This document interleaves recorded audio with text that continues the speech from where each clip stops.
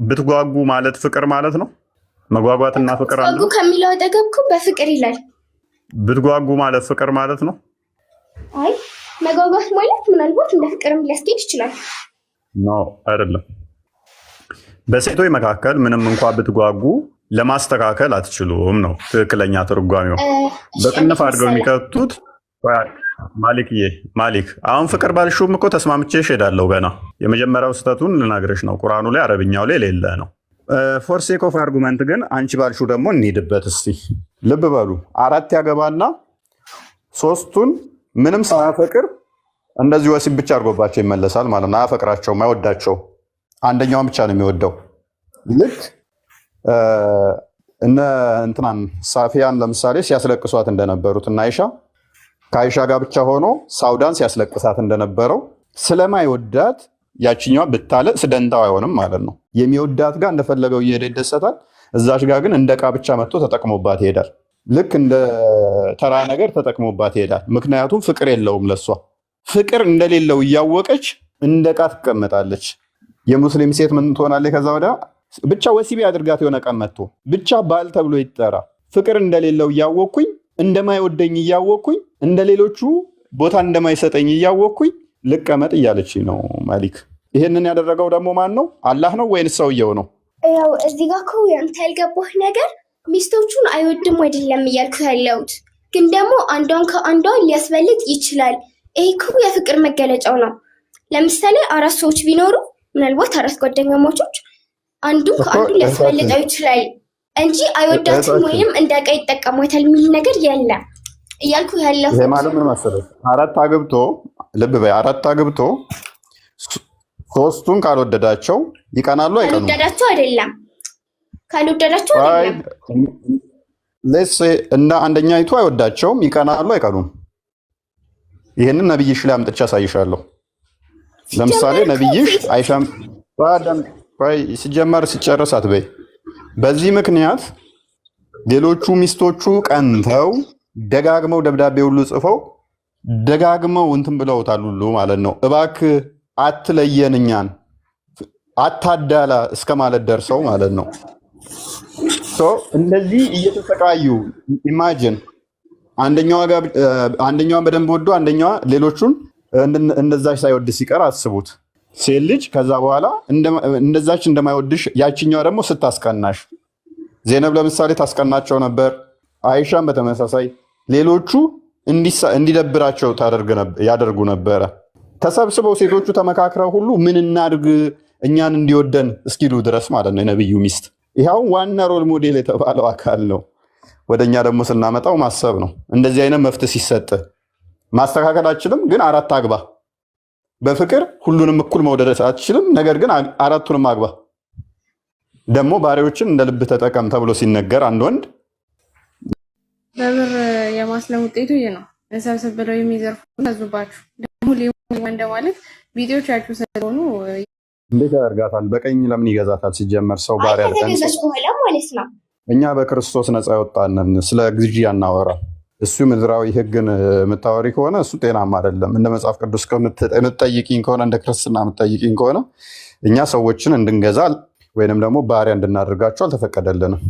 እንደ እስልምናው ከሆነ ግን ሳይ ሙስሊም 21 ሳይ ሙስሊም 25 ቡሃሪ 24 እነኝን የመሳሰሉ ዓለምን እንዲዋጋ ነብዩ ስለታዘዘ ሰዎች ሁሉ ላኢላሃ ኢለላህ ሙሐመድ ረሱሉላህ እስኪሉ ድረስ እዋጋለሁ፣ ዓለም ሁሉ ለእኔና ለአላህ የተሰጠኝ ነው ምድር ሁሉ ብሎ ስላለ የግድ መዋጋት አለበት። እነኛም መውረር አለበት። ከዛ በኋላ ከወረራቸው በኋላ በባርነት የያዛቸውን ግንኙነት ሊያደርጋቸው የተፈቀደለት ነው። ምክንያቱም ሱራ 7:30 ላይ ሱራ 23:6 ላይ በእጆቻችሁ የያዛችኋቸው ምርኮች ለእናንተ የተፈቀዱ ናቸው ከሚስቶቻችሁ በተጨማሪ ስለሚል ማለት ነው።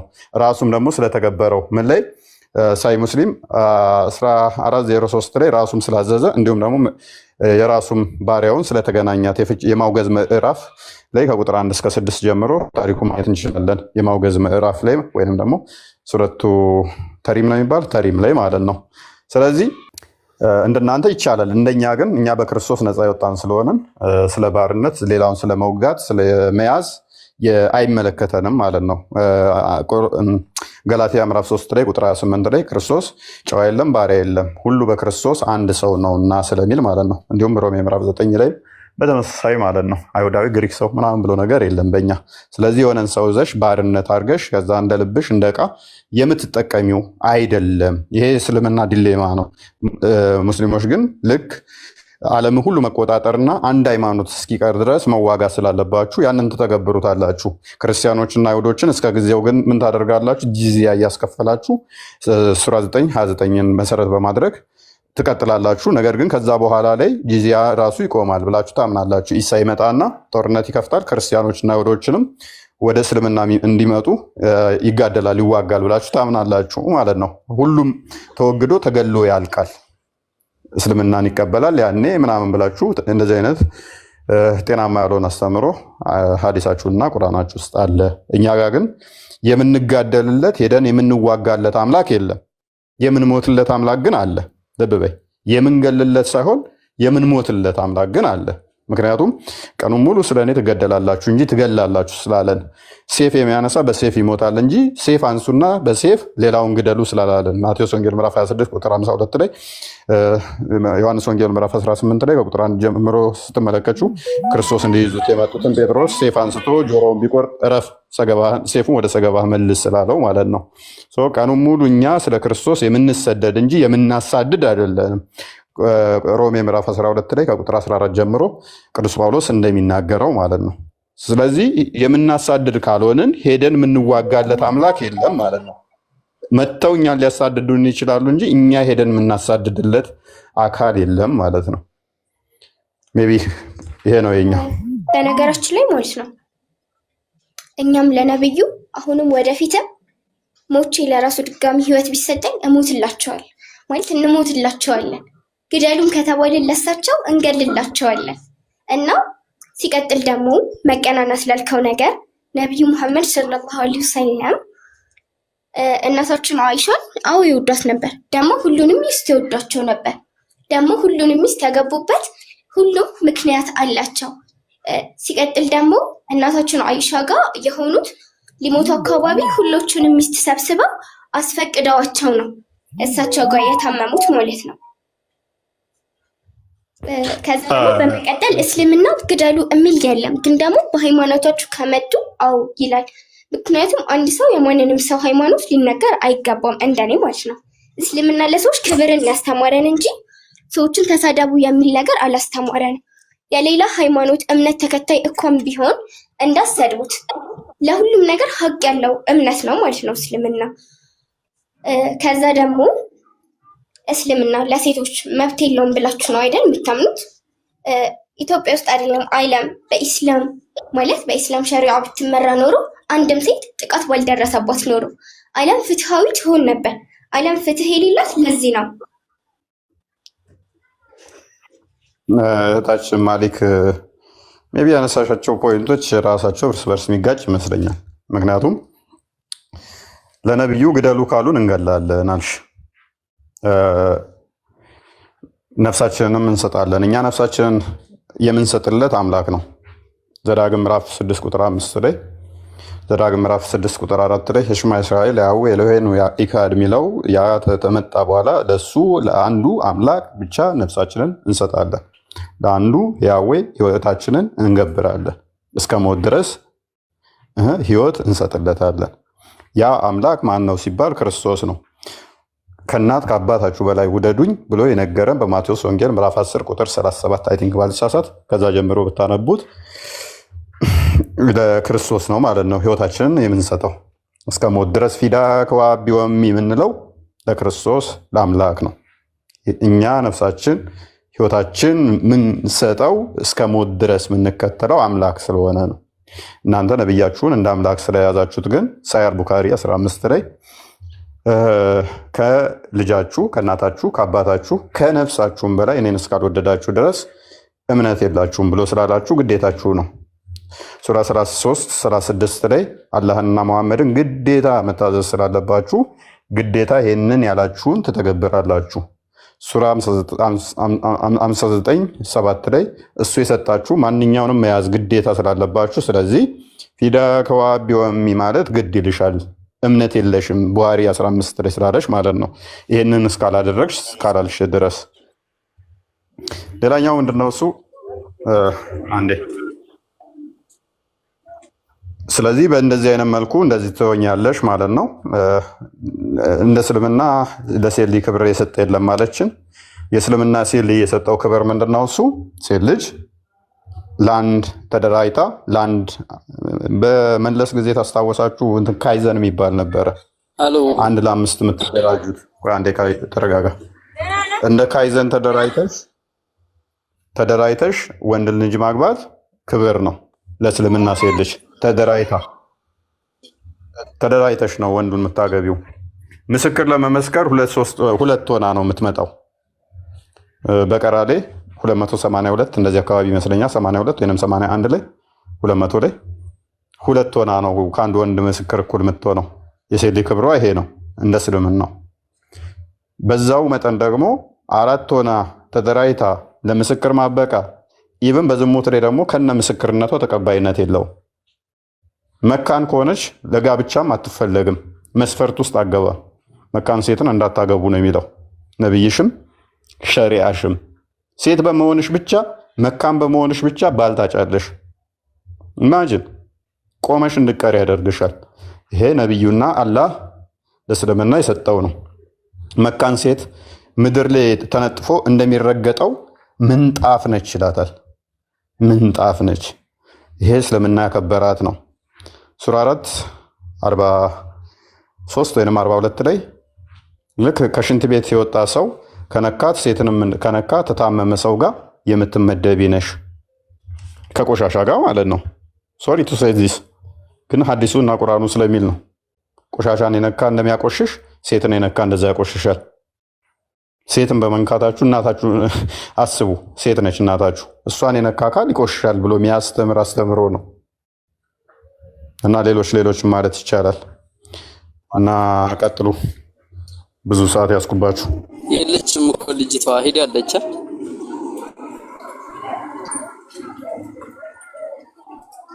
ይሰማል? ትሰማለህ? የለችም ልጅቷ። እንዲህ አይነት ነገር ግን እንደው ቢቀር አይሻልም? ስለ እስልምና አሁን እሱ ምንም የሚያውቀው ነገር የለም ጭራሽ። እስቲ አንተ የምታውቀው አስተምረን። ስለ ሴት ልጅ ክብር እስልምና ምንድን ነው የሚሰጣት? ክብሯን ያሳየን። መጀመሪያ ስለሙና ትማራላችሁ። ቅድሚያ መስለም አለባችሁ። ላኢላሃ ኢላላህ ሙሐመድ ረሱሉላህ ወደኛ ይመጣችሁ።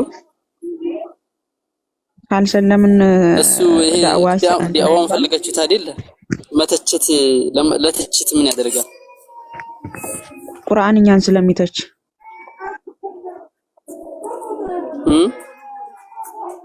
ቁርአን እኛን ስለሚተች አንተ የምትቀራው ቁርአን በዜማ የምትቀራው ቁርአን እኛ ክርስቲያኖች ምን ያደርግላችኋል? ተቻችኋል። ካላመናችሁበት እኮ እናንተን እንትን አይደለም ለኛ አስተምየኛ መመለስ ስለሆነ ስለዚህ መመለከታችሁ እኔ አሁን ቁርአን አምኖበት አይመለከተኝም። ቁርአን አምኖበት ነው እኛ ክርስቲያኖች። እኔ አሁን የእናንተ መጽሐፍ እኔን ምንም ቢለኝ ምንም አይመስለኝም እኔ ማለት ነው። ቁርአን አምኖበት ነው ወኛ ክርስቲያኖችን የሚተቸው። ስለ ቁርአን እንኳን እናንተ አይደላችሁም እንደ ራሱ እንትን ማለት አልችልም፣ ማወቅ አልችልም። ከዋቂዎች አንተን ማሳወቅ እንችላለን። አንተ ማታውቅ ከሆነ ሱራ 21 ቁጥር 7 ላይ የማታውቁ ብትሆኑ የመጽሐፉን ሰዎች አህለል ኪታቦችን ጠይቁ ስላለ ሱረቱል አንቢያ ቁጥር 7 ላይ እኛ የመጽሐፉ ሰው አህለል ኪታቦች አለን፣ እኛ እናስተምር ባይሆን ተብራታለች። ያው ምንም ማብራሪያ አያስፈልገውም እኮ ያው ሴት ልጅ በእስልምና ያላት ክብር ያው ይታወቃል። እናንተ ግን ከትልልቅ ሰዎች ጋር እንደዚህ ሃይማኖት እውቀት ካሉ ሰዎች ጋር እንትን አትሉም። ብዙ እስኪ ምንድን ነው የሚታወቀው? ይታወቃል ክብሯ አልከንና እስኪ የሚታወቀውን ክብሯን አብራራል። አቤት ሰላም ላንተ። እንዴት ነሽ? ሰላም ላንቺም ይሁን አለ። እስኪ በእስልምና ሴት ልጅ ያላትን ክብር አብራራልን እስኪ። ሴት ልጅ በእስልምና ያላት ክብር ለምሳሌ እስልምና ይሄን ክብር ሰጥቷታል ብለህ የምትለውን አብራራልን። ይሰማል ብዙ ነው እኮ እንደዚህ ባጭር ተጠቅሶ አይደለም እኮ በሞጭል በምናምን ብዙ ለምሳሌ መረጃ ምንም ያጎደለባት ነገር የለም። ሙሉ ነች ስትል ጎዶሎ ናት ይላታል እስልምናው። ማስረጃ የት አለ? ሙሉ ናት ለሚለው ጎዶሎ ናት በሚለው ባሳየህስ? ጎዶሎ ናት የሚልበት ከአውዱ ነው። አንቺ እኮ ቆርጠሽ ነው የምታወጪው፣ ነቅሰሽ ቆርጠሽ አንቺና መሰሎችሽ ቆርጠሽ ለመውቀስ ብቻ ነው ጎዶሎ ናት የሚልባት። ብቻዋን ከመኖር አንጻር ብቻዋን ለመሄድ አንተ አውዱን አይተህ አንቺ ሐረጓን መዘሽ ያችን ማብጠልጠል ነው እንጂ አንተ ሙሉ አውዱን አይተህ እስኪ ያብራራልን። ሴት ልጅ ጎዶሎ የተባለችበትን ምክንያት። ጎዶሎ ናት ብቻዋን ከመኖር አንጻር ሊሆን ይችላል የሚያስፈልጋት ነገር አንጻር። እሺ አንተ ከዚህ አንጻር ጎዶሎ ወንድማችን አንተ ሙሉ ናት ስንልህ ጎዶሎ ናት አልኩ። ያው እስልምና አንተ ሙሉ ናት ስትል በተቃራኒ እኔ ምንም ባወራልሽ እኮ አንቺን አያረካሽ። ምንም ሺህ ማስረጃ ብጠቅስልሽ በምን ምክንያቱም ሙሉ አውዱ አንቺና ፎይ አረፍተ ነገር ቆርጣሽ ያንን ወደ ሌላ ነገር አውድ መውሰድ ነው። እሺ አንተ አብራራው እስኪ አንድ ሺህ ማስረጃ በዘረዝርልሽ በምንም ልታምንም እየዘረዘርክ አብራራው። እኔ ልስማ። እየዘረዘርክ ማስረጃን እያጣቀስክ በዘረዝርልሽ እኮ ድንጋይ ላይ ውሃ ማፍሰስ ማለት ነው። ላንቺና መሰሎችሽ መዘርዘር ማለት እኔ ሻዳ ድንጋይ ላይ ውሃ ማፍሰስ አዘጋጅቻለሁ። በኢየሱስም ሻዳ ዘላለሁ። አሁን ሻዳ ይዝላል አለ እንደ ፎይ አለ እንደ ስላገኘው ደስ ብሎኛል። አጋጣሚ ላይፍ ላይ አግኝቼ አላውቅም። በዚህ አጋጣሚ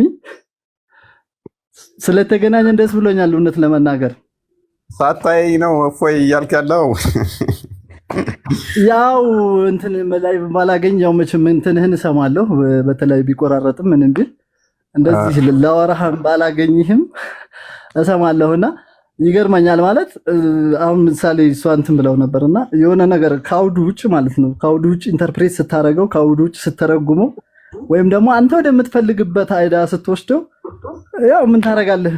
እኔም በምረዳበት እና አንተ በምትረዳበት ይለያያል። ኤኒሃው እንደዛ ነውና እኔ ሙሉ ማስረጃ በዘረዝርልሽም ልታምንልኝ ስለማች አልዘረዝርልሽም። ነገሩ እኮ እንትና ምን አለ መሰለህ እንደዛ ብለህ ካመንክማ ሁሉም ሰው እኮ ትክክል ነው የሚሆነው። በቃ አንተ አትረዳም እያልክ የምታልፍ ከሆነ ከአውድ ውጭ ነው የምትል አይሁዱን ይዘህ አንብበውና ባይዘው ታማኝ ነን እኛ። ማንኛው ነበር ዙዙ ነው እያወራኝ ያለው። አንድ ነገር ጋራንቲ የምሰጠው ምንድነው እሱ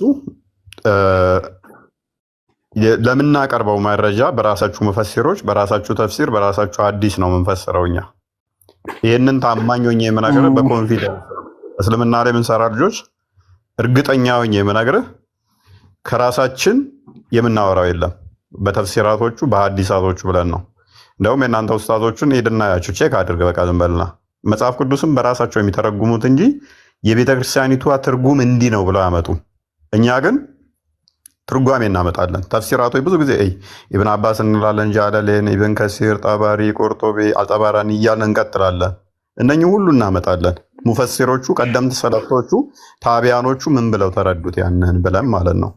እናንተ ጋር አሁን የእኛን እስቲ የቤተ ክርስቲያን አባቶችን ምን ብለው እስቲ ትርጓሜ ሲያመጡ እስቲ 3 አባቶችን እንኳን ጥራልኝ ብለህ አጣራ። ምክንያቱም አይጠሯቸውም፣ አያውቋቸውም። እንኳን አንተ እነሱም አያውቋቸውም። እኛ ጋር ከስር ያሉ ግን ብጠይቃቸው አሁን የእናንተን ሰለፎች ሰሃባዎችን በደንብ ያውቋቸዋል። ምክንያቱም ደጋግመን ቁርአኑን እንዴት ነው ያብራሩት፣ ሐዲሱ ላይ እንዴት ነው እንትን ያሉት የሚለው ደጋግመን ስላስረዳን ማለት ነው። እና ለምናመጣው መረጃ ታማኝ ነን። ታማኝ አይደላችሁም ካልክ እኔ አሁን ቻሌንጅ አድርገኝ ብዬ እልሃለሁ። ያው 2 ዓመት ሊሆነኝ ነው ቲክቶክ ላይ ከቆየው። ከአውድ ውጪ የዋሸሁባችሁ ሃይማኖታችሁ ላይ የቀጠፍኩባችሁ ካለ ቻሌንጅ አድርገኝ።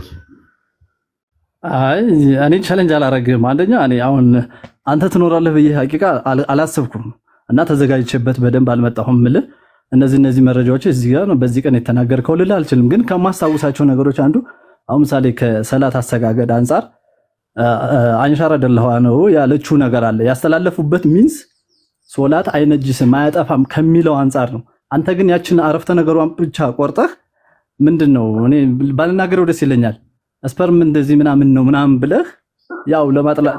በነገራችን ላይ አንተም የራስህ ሚሽን ስላለህ ነው ሚሽን አኮምፕሊሽ ማድረግ ስላለብህ ማጥላላት ማጠልሸት ስላለብህ ነውና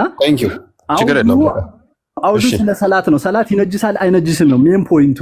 አንተ ግን ምን አረከው? ነብያችሁ እንዲህ ያደርጋል እንዲህ ይሆናል እንዳይሆናል ብለህ እንትን አልከው ማለት ነው። እኔ አልተዘጋጀሁበትም ሐቂቃ አንተ አለ ያላሰብኩም እንጂ ብዙ ነገር ማውራት እንችላለንና ማሚ ጋር ነበር ለማውራት ያሰብኩት። ብቻ በዛ አጋጣሚ ግን ሐሳቤን እንደዚህ ቀጥታ አንተ ስላስተላለፍኩ ደስ ብሎኛል ሐቂቃ ወላሂ ነው የምልህ። ችግር የለውም ዙዙ። እሺ ሰማለሁ፣ አሁን ሰማለሁ። 1000 ዓመት እታገሳለሁኝ የወንድ ልጅ ስፐርም አይነጅስም አይሻለችበትን 1000 ዓመት አሁን አይደለም ማለት 1000 ዓመት እታገሳለሁኝ አታመጣም። እኔ ግን ምን አመጣላለሁ? ቃል በቃል አይደለም ይኸውልህ፣ ቃል በቃል አይነጅስም ሳይሆን አንዴ ቆይ፣ እኔ ደግሞ ምን አመጣባለሁ መሰለ? የወንድ ልጅ ስፐርም ይነጅሳል ብሎ ነብይ የተናገረውን ሳትታጠብ ሰላት መሄድ እንደሌለብህ የተናገረውን አመጣላለሁ። እሱም ብቻ ሳይሆን ነብይ ልክን አይነጅስም እኮ ማለት አይደለም። እኔ እያልኩ ያለሁት አሁን የተናገረችበት አውዱ ሶስት አይነት ስፐርሞች አሉ። ይኸውልህ አሁን እንደዛ እኔ ዲቴል ተዘጋጀሁኝ አውቀዋለሁ ወይ ሌላ ሰው ሊያግዘኝ ይችላል። አዎ ከዛ አንፃር ነው እንጂ ነጅሳል አይነጅስም ቶታሊ አይነጅስም ማለት አይደለም እኮ አንተ የቆረጥክባት አረፍተ ነገር ያለውን አይደለም እኔ ያወራሁት። ፕሪጃኩሌሽን ያለውን እሱ አይደለም ያወራሁት፣ ስለ ስፐርም ነው ያወራሁት። ስለዚህ ቀጥታ ያለው ነብይ ምንድነው? ይነጅሳል ነው አንድ በል። ሁለተኛ ስለ መነጀስ አለመነጀስ ሳይሆን ክፍሉ አይሻ ያለችው በተደጋጋሚ ከነብዩ ስፐርም ልብስ ላይ ስፐርም ጠርጋለሁ ማለትና አይነጅስም ማለት ልዩነት አለው። ሁለት በል። ሶስተኛ ነብዩ ራሱ እባክህ አላህ ሆይ ከዚህ ከክፉ ልብ በል፣ ማይነጅስ ነገር ክፉ ተብሎ አይጠራም። ከዚህ መጥፎ ወይንም ክፉ ስፐርም አስጥለኝ እያለ ጸሎት ያደርጋል። ሰዎችም ደግሞ ጸሎት እንዲያደርጉ ያስተምር ነበረ። ማይነጅስ ጤናማ ነገር ከሆነ ከዚህ ስፐርሜ ላይ ከመርጨት እንደዚህ አስጥለኝ እያለ ጸሎት እንዲያደርጉ ሰዎችንም ባላስተማረ ራሱን ጸሎት ባላደረገ ነበር። እዚህ ላይ መረጃዎች ትፈልጋለህ? መረጃዎች እየከፈትን እንቀጥል። አሁንም ይኸውልህ አሁንም አንተ ወይም ወደ ምን ወሰድከው?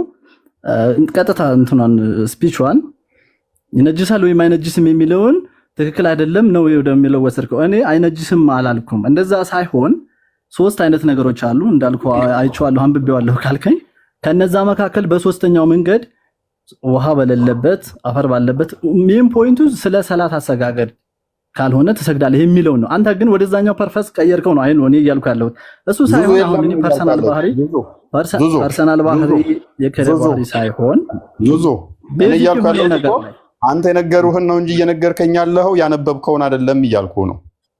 ለምን ቻሌንጅ አድርገኛል? አንተ የሰማሁትን አንተ የወሰድክበትንና ሐዲሱን ያለ አንተ ከሐዲሱ የወሰድከው አረፍተ ነገር መዘህ የወሰድከው ቶታሊ ይሄኛው ነው። ሐዲሱ ግን ልታስፈላልፍ የፈለገችው ከዛኛው አንፃር ነው። እና ያንን እኔ በራሴ ገለልተኛ ሆኛ አንተንም ብሌም ሳላደርግ ገለልተኛ ሆኛ አይቻለሁ። ሐዲሱን ከፍተን እንየው። ስለ ሰላት የሚያወራ አይደለም። ነብዩ ልብሱ ላይ ስፐርም ይረጫል አይነጅስም የሚል አይደለም። ስፐርም እንደሚነጅስ ነብዩ ደግሞ በሌላ ሐዲስ ላይ በግልጽ ተናግሯል። ስፐርም ነጃሳ ነው ብሎ አሁንም አልተግባባንም እኮ ይሁን ተግባብተናል። እኔ መጀመሪያም እኮ ተግባብተናል። ጉዳዩን ወደዛ እንዲገባ ፈልጌ ሳይሆን ይሄ ፐርሰናል ባህሪ ነው። ይሄ ረሱል ሰለላሁ ዐለይሂ ወሰለም ፐርሰናል ባህሪ ነው። እሳቸው ማጠልሸት፣ ማንቋሸሽ፣ መድዛ ማለት እስልምና ላይ ፋክተር ያደርጋል ብለህ ታስባለህ? እስልምናን ይለውጠዋል ብለህ ታስባለህ? እሺ ካሰብክም ጥሩ ነው። ግን ከዛ ሳይሆን ቤዚክ የሆነው ነገር ላይ መወያየት ዲቤት ማድረግ አይችልም ነበር። ይሄ ኖርማሊ እንዳልከው እኛም እናውቀዋለን። ሶስት አይነት ደረጃዎች አሉ። የሚነጅስበት ፓርት አለ፣ የማይነጅስበት ፓርት አለ። አንተ ይሄንን ስላልክ ሙስሊሙ የሆነ ነገር ትላል ብለህ ታስባለህ? ምናልባት እንደው ማናደድ ወይም እንትን ለማለት ምናምን ካልሆነ በስተቀር በዛ አይነት አንደርማይን ማድረግ ካልሆነ በስተቀር አረ ፕሊዝ እያዳመክታው ግን ተው። እኛም እዚህ ቁጭ ብለን እየተማርን ስለሆነ ፕሊዝ እየተደማመጣችሁ ይሁን። አንድ ሁለተኛ ደግሞ አንተ ከገባህ እኛም እንድንጠቀም ወይ አስተምረን፣ ፕሩፍ ይዘህ መጽሐፍቶችን ይዘህ ዶክመንቶች ይዘህ አስተምረን። አይ ዝግጁ አይደለም ካክ ደግሞ ለሚያስተምሩ አንተ ከላይ ሁሱ የሚባል ሰው አለ፣ እሱ ያስተምረን፣ ቁጭ ብለህ አዳምጠው። አይ ደግሞ ሶስተኛው አማራጭ እፎይን እስቲ ለተናገርከው ነገር መረጃ ስጠኝ፣ እኔም ገብቼ እንዳነብ በለው። አሁን እኮ ዝም ብሎ በነገራችን ላይ እኔ የእፎይን መረጃ ስለ ቁርአን ስለ ሐዲስ ከእፎይን መረጃ አልቀበልም። በቃ ዙዙ ስለዚህ ይኸውልህ እፎይን መረጃ ኧረ ዙዙ እያዳመጥክ ማለት ነው። ከላይ ሁን ካልከኝ ከላይ ሆናል። ኦኬ ችግር የለውም። መረጃ ስለሌለኝ አሁን ሬዲም አልነበርኩም።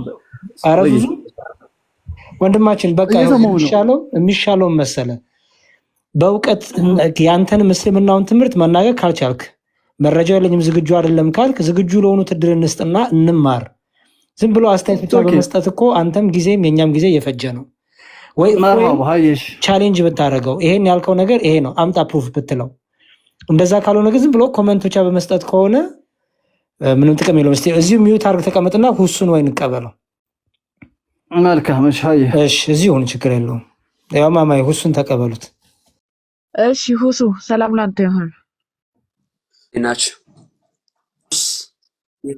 ያለበት ማስረጃ ካለ ከፍታችሁ አሳዩ ነው የምለው። ሴት ልጅ በእስልምና ያላትን ክብር አብራራልን ወንድማችን። ርዕሱ በቢጫ የተጻፈ አይታይም። ስለዚህ ሳይሆን እኔ ጥያቄ ኢየሱስ አምላክ ነኝ ያለበት ማስረጃ እስቲ አሳዩኝ ነው የምለው። ጥያቄ እኛ ደግሞ ጥያቄያችን አንተ ሳትመጣ በፊት በቢጫ በእስልምና ሴት ልጅ ሀገር ትመራለችን የሴት ልጅ ክብር በሚል ነው ርዕስ የያዝነው። በርዕሱ ላይ ታወራለህ። በእስልምና ሴት ሀገር ትመራለች። ጥያቄ መልሱልኝ መጀመሪያ እስቲ፣ ከዛም ወደዚህ እንገባል። የኛን ጥያቄ እየጠየቅን ሙስሊሞችን እያስገባን እየጠየቅን ነው። የጥያቄ የምንጠየቅበት ሰዓት አይደለም አሁን። ስለዚህ አሁን የሴት ልጅ ክብር በእስልምና ምንድን ያላት ክብሯን እስቲ አብራራልን። እስልምና ምን ያህል ሴት ልጅ አከብራታል የሚለውን አብራራልን። ጥያቄ መልሱ መጀመሪያ። ጥያቄ ኢየሱስ አምላክ ነኝ ያለበት ማስረጃ አምጡ። ወንድማችን ከዙዙ ትሻላለህ ታስተምረናለህ ብለን ጭራሽ በሰተገኘ ጥያቄያችን ሴት ልጅ መጀመሪያ መልሱ። ምንም እዚህ ማወናበድ ሳይሆን ኢየሱስ አምላክ ነኝ ያለበት ማስረጃ ከባይብል አምጡ። ኧረ ቁጣው ማስረጃ ሳዩ። እሺ እንግዲህ ሙስሊም ሴቶች ያላችሁን ክብር በምንም መልኩ ሊያሳዩ አይችሉም በቁርአን ላይ። ምክንያቱም ምንም አይነት ክብር አልሰጣችሁም። ቁርአን እርሻ ነሽ፣ መሀይም ነሽ፣ ጎዶሎ ነሽ ከማለት ውጪ ሴት ልጅ የትም ቦታ ክብር ስላልሰጣት ይሄው የምንጠይቃቸው ሙስሊሞች በሙሉ የሴት ልጅ ክብር ማሳየት አልቻሉም። ለምሳሌ እፎይን እስቲ በሴት ልጅ በክርስትና ምን ያህል ያከብራታል ተብሎ ቢጠየቅ የጥቅስ ማአት እያንደቀደቀ ዲያቆንን ቢጠየቅ ይሄው ሴት ልጅ በዚህ መልኩ በቤተ ክርስቲያን ልክ ተከብራ የምትኖር ክርስቶስ ቤተክርስቲያን እንደወደዳት ሚስትህን ውደድ እያለ መጽሐፍ ቅዱስ የሚያሞግሳት የሚወዳት ክብሯን የሚገልጽላት ነው ብሎ ያብራራላችኋል። እናንተ ግን መጽሐፋችሁ ጎዶሎ፣ መሀይም፣ እርሻ እያለ የሚገልጻችሁ ስለሆነ ይሄው ሙስሊም ወንዶች እየገቡ እኔም ማርሳት ብቻ ነች እያለ ነው። ምንም ስለናንተ ሊመሰክርም አልቻለም። የትኛው ሙስሊም አይመሰክርም ባይዘው። እሱን በነገራችን ላይ ማለሽ ማሚ ለምታወሪው ነገር ትንሽ ክብር ቢኖርሽ አሪፍ ነው። እሱን አንቺ ማስረጃ ጠይቀኝ። አሁን ከተናገረ ይሄ ጎዶሎ፣ መሀይም፣ እርሻ እያለው ከነዚህ እሺ ማስረጃ ጠይቀኝ። ለምን ማስረጃ ጠይቅሻለሁ? እኔ ካንቺ እንዴት ማስረጃ ፈልጋለሁ? ካንቺ ከዝም አንተ ገና ምኑንም አታውቅም። አሁን ጎዶሎ፣ መሀይም፣ እርሻ ይልሻል ቁርአን ብዬ ተናገርኩ። እስቲ ይሄን ላልሽው ማስረጃ ብለህ ጠይቅ። እኔ ማስረጃ ልጣ እስቲ። ከዛ ማማይ ዋሸሽ ለምትናገሪው ነገር ልክ ይኖርሽ ብለህ ልትገድበኝ ትሞክራለህ። ነብይ ጎዶሎ ናት እንደዚህ ማሰብ የማትችለን አላየውም እያለ ሲናገር እሱን ላፈለከት ይኖረው ብለህ ንገረው። ሐዲስና ቁርአን ነው እንደዚህ የሚናገረው። እሺ ራሚ መሐመድ ቀድመዋል። ማማይ አቤት። ኦኬ አንዴ ራሚ ሰላም ላንተ። ሰላም ነው። እንዴት ነህ? አለሁ። እህቶች ሰላም ናችሁ? አለን እግዚአብሔር ይመስገን። እስቲ የሴት ልጅን ክብር በቁርአን አብራራለን። አይ እኔ ምንም ማውቀው እንትን የለም። ያው ዝም ብዬ ለማዳመጥና ለመማር አሪፍ እንደሆነም ሁሉን ነገር አስተያየት እንትን ለማለት እንጂ ሌላ ምንም ስለ ትምህርት ማውቀው ነገር የለም። ግን ቀጥሉበት፣ አሪፍ ነው። ብዙ እውቀትም እያገኘን ነው። በተለይ ፎይ በጣም ይመቸኛል፣ እወደዋለሁ። እኔ እኮ ክርስቲያኑ እኮ አይወደውም። እኔ ፎይን ሙስሊሙ እንደሚወደው እኮ ወንድማችን ወዳጅ በጣም በዛ። እሺ እናመሰግናለን ወንድማችን።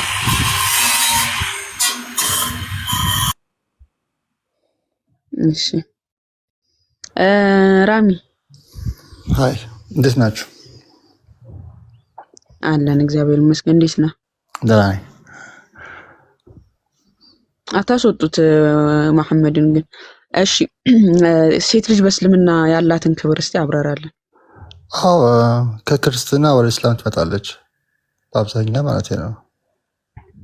ምናየው ክብሯ ነው እሱ ከክርስትና ወደ እስላም የመጡ ነው።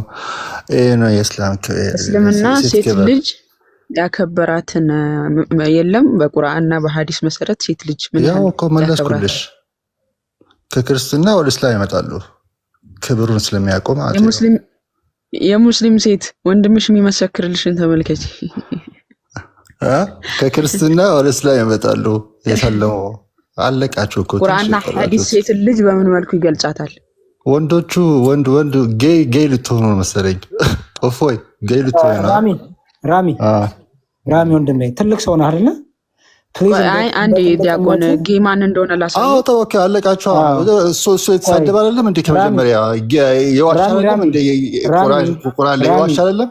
ከዋሸ ማድረግ ያለብን መሰለ ይሄው እፎይ ያለ እፎይ ዋሽተሃል፣ አሳየን መረጃ በለው። ያለበለዚያ ውሽታ የምትባለው አንተ ነህ። ይሄው ጠይቀው፣ ፊት ለፊት ተገናኝታችኋል። ይሄንን ዋሽተሃል፣ አሳየን መረጃ በለው። ጠይቀው። ያው ራሚ መጠየቅ እኮ አይችሉም፣ መጠየቅ አይችልም። አሁን ጌ ላለው ግን ልሂድበት እኔ የሆነ ነገር ሰምቼ ማለፍ ስለማልችል ማለት ነው። ለምሳሌ በዚህ ሐዲስ ላይ ነብዩ ይቅርታ አድርጉልኝ እንግዲህ ዲያቆን ነብዩ የሰው ከንፈርን እንትን ይል ነበረ። ጂሰስ ክራይስት የሰው ከንፈርን ይጠባ ነበረ። ይሄ ጌ ነው ጌ አይደለም ወንድማችን? አዎ እንዴት እንነቀላለን? ጌ ማን እንደሆነ ስናሳይ ማለት ነው።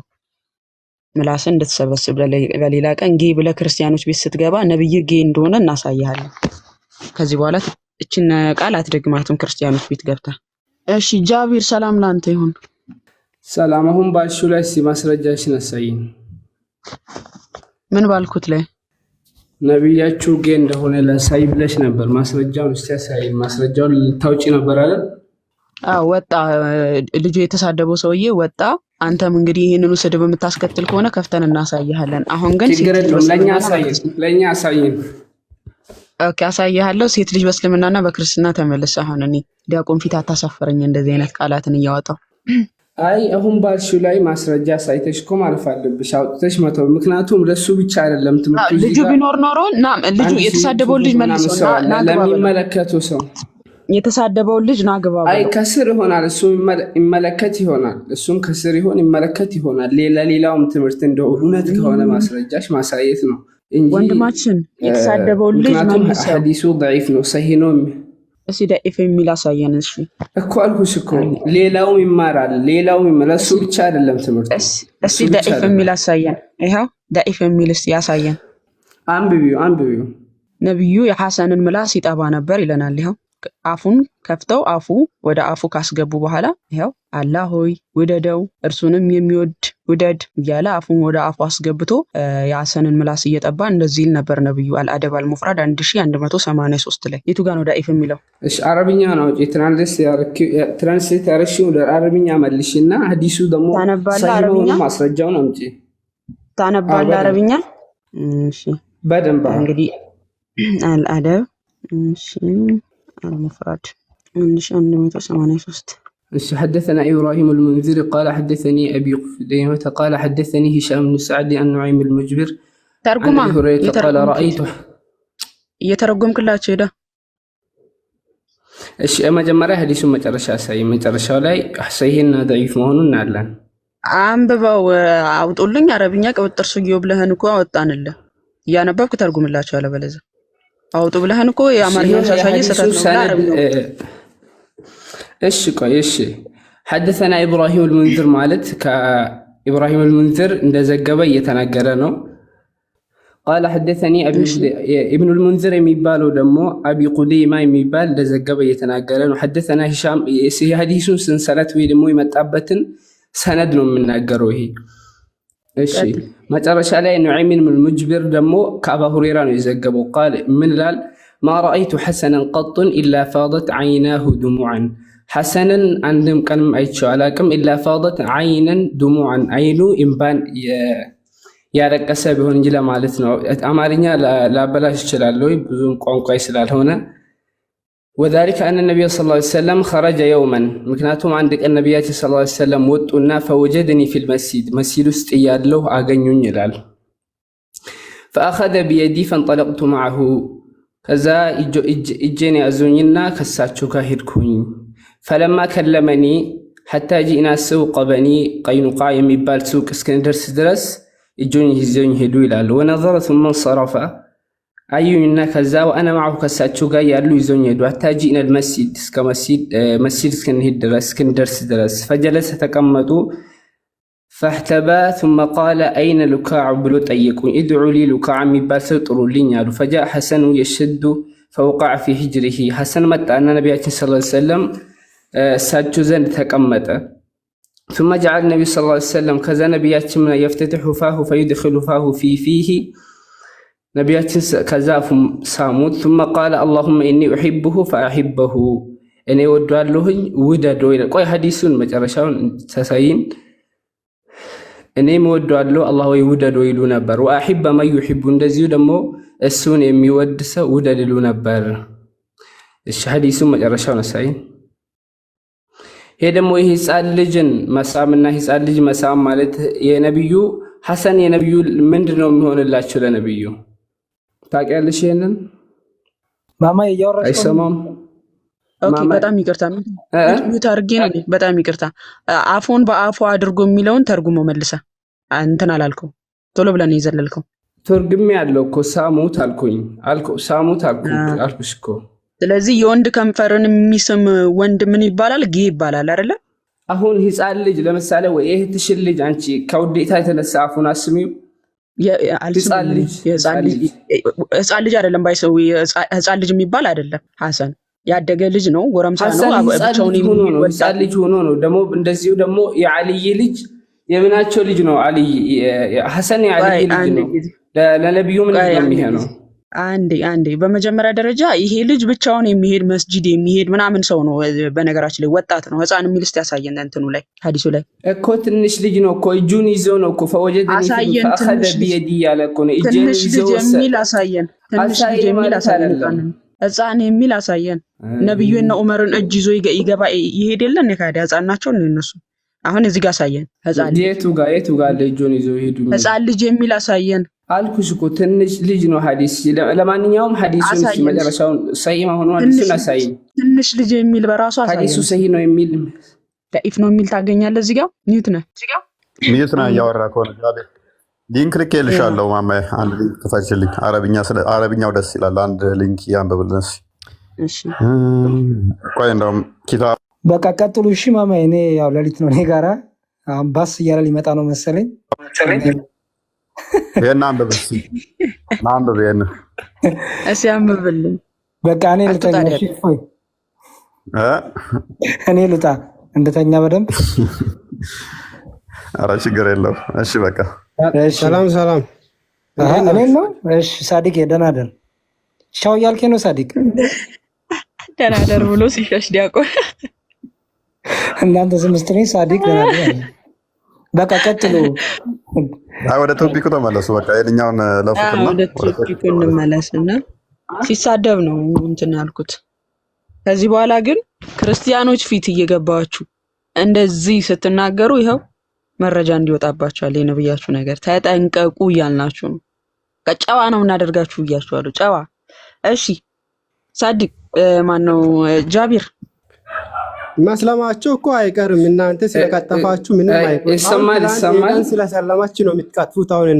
አሁን ማለት ነው ይሰማል። ኔትወርክ ነው። ይቅርታ ተመልሼ እገባለሁ። ታስገባኛለህ ነው እሺ ታስገቢዋለሽ ነው ኦኬ። እንትናን አውራት ሰፉይ ሰኒፋን ዲያቆን ሰላም ለርሱ ይሁን። እንዴት ነው ዲያቆን ዘማሪያን እንኳን ደህና መጡ። እንኳን ደህና ቆያችን። ደህና መጡ።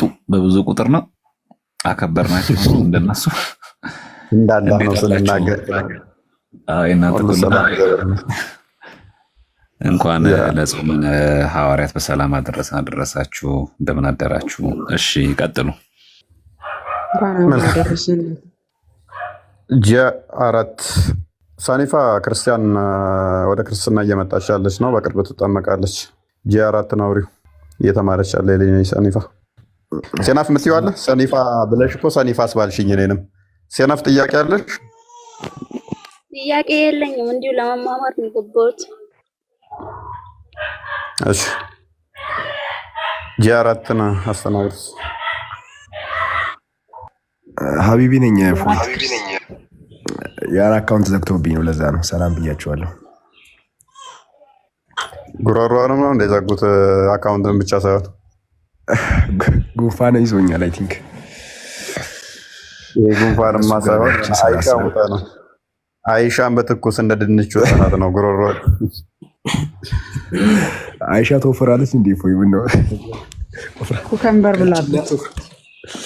እሺ ከታች ያለው ሙስሊም ሰላም ፕሮቴስታንት የለም እንዴ?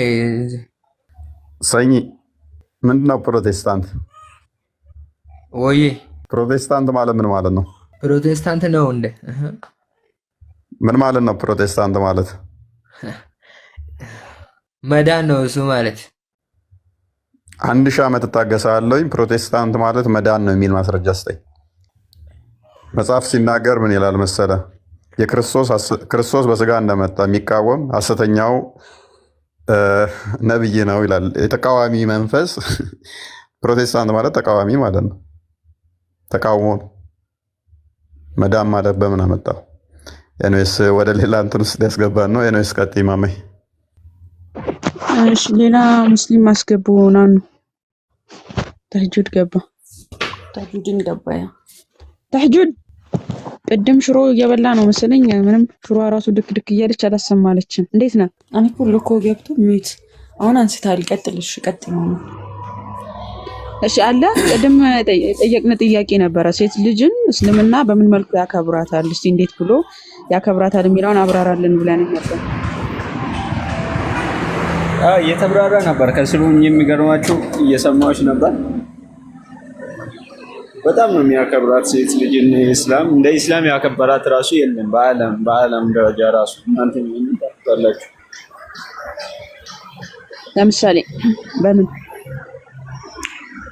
ለምሳሌ አንቺ ያላከበረበትን እንትን አምጪና በሱ ላይ ብንወያይ አይሻልም? ስለሆነ ይሄ ብዬ ነው መግለጽ ትንሽ ይከብደኛል። ለምሳሌ አንድ እንኳን መጥቀስ አትችልም ያከበራትን? እኔ ለምሳሌ አላከበራትን ብዬ ብዙ ጠቅሳለሁ። ጎዶሎ ብሏታል፣ መሀይም ብሏታል፣ እርሻ ብሏታል። ከአይነ ምድር ጋር እያነጻጸረ ቁርአን ይገልጻታል ሴት ልጅ።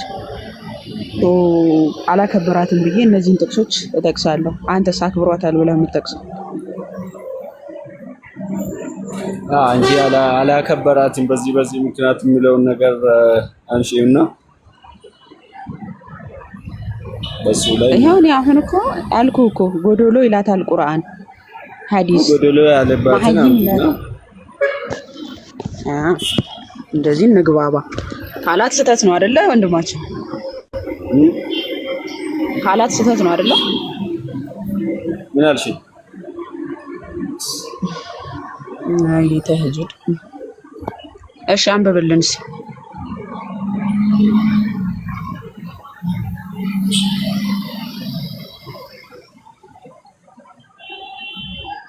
አለ አቡ ሰይድ አልኩድሪ እንደተረከው ነብዩ እንዲህ ብለዋል።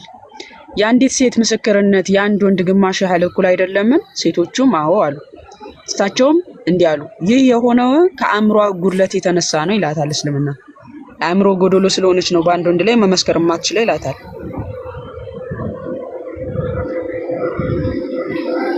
ነው እዚህ ጋር አሁን የፈለገው ከኔ ነው የተቋረጠው ወይስ ከእናንተም ነው? አይ ከሱ ነው። ከማክበር የተነሳ እሱን ከማክበር የተነሳ ነው ጎዶሎ ናት አይደል? አየሩ ይሻላል። ሌላ ሙስሊም ድምጹም ይረብሻል። የሆነ እየተቆራረጠ መሰለኝ የሚደርሰው። ሐዲሱን ክፈቹና ይጅበት። ሐዲሱን ከስር ስላሉ አትሊስት 300 ሙስሊም አሉ። ከ300 ውስጥ 50ዎቹ ሴቶች ይሆናሉ በትንሹ። ዙዙ ቅድም ነካክቶሽ ወጥቶ አሁን መጣ። ይመሽ ዙዙ እኮ መረጃም ከእናንተ አልቀበልም አለ። እሺ እፎይ ስላስገባኝ ደስ ብሎኛል። አንድ ነገር ብቻ ተናግሬ ልውጣ። ተናግረህ ግን ትጋብዘኛለህ ለመወደኝ ስለነገርከኝ። አይደለም እንደሚወድ የነገረክ ያንኛው ነው እሱ አለም መሐመድ ነው። ዙዙ ሲያይክ ስላገኘው ደስ ብሎኛል አለ እኮ። ያኛው መሐመድ እንደሚወደኝ ነገረኝ። ፌስ ቱ ፌስ ስላገኘሁ ደስ ብሎኛል። እሱ እንዴት እንደወደደህ አላቅም። የአንድ ነው ሙስሊም ስብዕና ምናምን ብቻ ተወው እሱንና ኤኒሃው ማስረጃ የሴት ከቶፒኩ እንዳልወጣ ቅር አለኝ። መሐመድ ስለወደደኝ አንተ ተናደድክ። ይሄማ ፌር አይደለም። አልናደድም፣ በፍጹም አልናደድም። ማንም ሰው እኮ ፐርሰናሊ ነው። ፐርሰናሊ ልትወደው ልትሰጪው ትችላለህ። እኔም እኮ አፕሪሼት የማደርግበት ፓርት አለው እኮ ማለት እንደዚህ ዲቢት ማድረግህን በመረጃ እንዳንተ እና ኬ ምናምን አሉ እኮ። ማንም ሰው እኮ ዲቢት ቢያደርግ ችግር የለውም። የምነቅፍብህን ቦታ አለ፣ አፕሪሼት የማደርግብህን ቦታ አለ። እኔ እንትን አለልህም። ነብይን በማንቋሻሽህ ወዳልሆነ ነገር ውስጥ በማውገዝህ ሐቂቃ በጣም ደብሮኛል። ግን በማስረጃ መወያየት መከራከርህን አደንቃለሁ። ምንም ልክደው አልችልም። እና ወደ ቶፒኩ ልምጣ ከዚህ እንዳንወጣ ማለት ነው። ኦኬ እሺ፣ ወደ ቶፒኩ ሂዱ። በቃ ቀጥሉ። እና ማነች ማሚ ጋር ነው ማውራት የምፈልገው። እና ማሚ ይኸውልሽ ቅድም ልጁ ይሄ አረበኛ ኢንተርፕሬት የሚያደርገው ልጅ በጥሩ ሁኔታና በሚያምር አክሰንት ሲተረጉምልሽ ነበርና አንቺ ግን አንቺ ወደምትፈልጊበት ትወስጃለሽ። ስለዚህ አንቺ መረጃውን ሳይሆን የምትፈልጊው ወደምትፈልጊበት ቱ ዘ ፖይንት ነው የምትፈልጊው። እዛ ጋር አንተ አሁንም እንደዛው ልታወራ ነው እንዲገባህ ወንድማችን። ኖ አይደለም። እቺ በቃ እቺ ልንገርሽ ብዬ ነውና ማስረጃ ሳይሆን የምትፈልጊው አይውልሽ መስቀለኛ ላይ መጠም ሚዩት ያደረግከው እኔ ነኝ ወንድማችን። ቅድም ገባ እኛ የምናወራውን በማስረጃ ስተት ነው ብለህ ማፍረስ ትችላለህ ወይ አልክ። አይ እናንተ እንደዚህ አልክ። ይሄው ሐዲስ እንጥቀስልህ ማስረጃ ስንል አይ እናንተ የምትረዱበት ምናምን ብለህ ወደ አወረድና አሁን የገባው ዲፌንድ ታደርጋለህ ብለንህ ነበረ። ያለፈ ሐዲስ ላይ እያወራህ ነው። ሐዲሱን ራሱ ማንብቦ ተርጉሞት ነው ያለፈው። ስለዚህ ገፍተህ ድጋሚ ለቅሶ አትጀምር። እሺ አቡፈት ሐሰን አቡፈታ አለህ ቀጥል።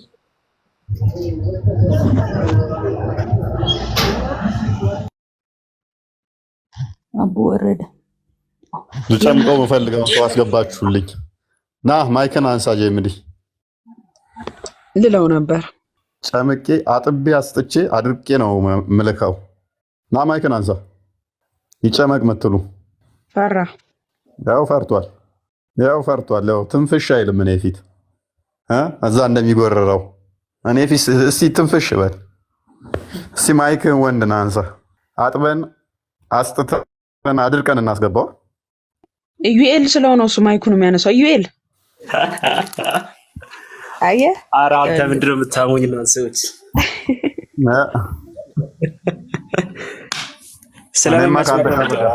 ሰላም ብያለሁ። ለማንኛውም እንዴት ናችሁ? እንዴት ነው? አማን ናችሁ? ሁሉ ሰላም አለ ነው። ይጨመቅ እያሉ ጄም እንዴት ነው? የጠፋ ሰው ይጨመቅ ጭመቀው በእናትህ። ዴቫ አማን ነው? እግዚአብሔር ይመስገን። እንዴት ጠፍተሃል? አለሁልህ አባቢ። ጄም ምንድን ነው? ማንም አይጨምቅ። አመት ቆይቶ ይጨምቀናል። አመት ቆይቶ ሳነብ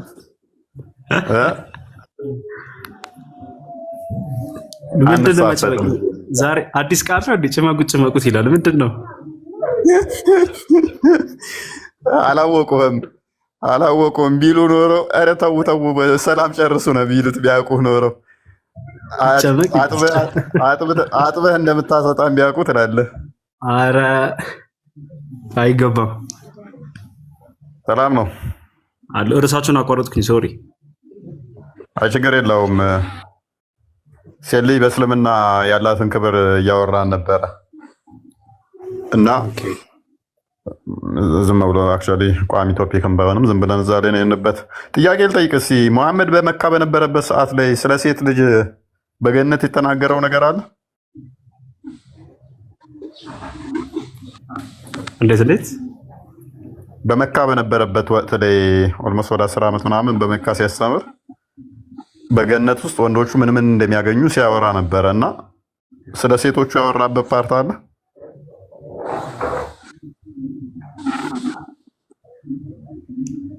አክቹዋሊ እንደው ይሄናል መካ ላይ ይሄናል ኮንሰርን ደግሞ አልነበረም። ይሄናል በዛ ስለዛ ጉዳይ ማለት ነው። ሌታሎን መዲና ላይ መዲና ላይ ወላሂ ይሄናል ትዝ የሚል ነገር ስለነሱ የተናገረው ነገር የለም። መዲና ላይ ራሱ በኋላ ሴቶቹ ስለ ወንዶቹ የሁሉ ስታወራ ስለኛ ምንም ነገር አናገኝም፣ በቃ ገነት ማንገባም እንዴ ብለው ጠይቀውት ነው ያመጣው። መዲና ላይ በኋላ ላይ ነው። ባይጠይቁት ኖሮ የራሳቸው ነበር ከነ ማለት ነው። የመዲናን እንትን ይሄ ወረርሽኝ በሽታን ያሳዩ በሴት ነው ምልክት የሚያየው በጥቁር ሴት ነው። ሙኒር እንኳን ደህና መጣ። ሰላም እንኳን ደህና መጣ። እንኳን ደህና ቆያችሁ። መልካም።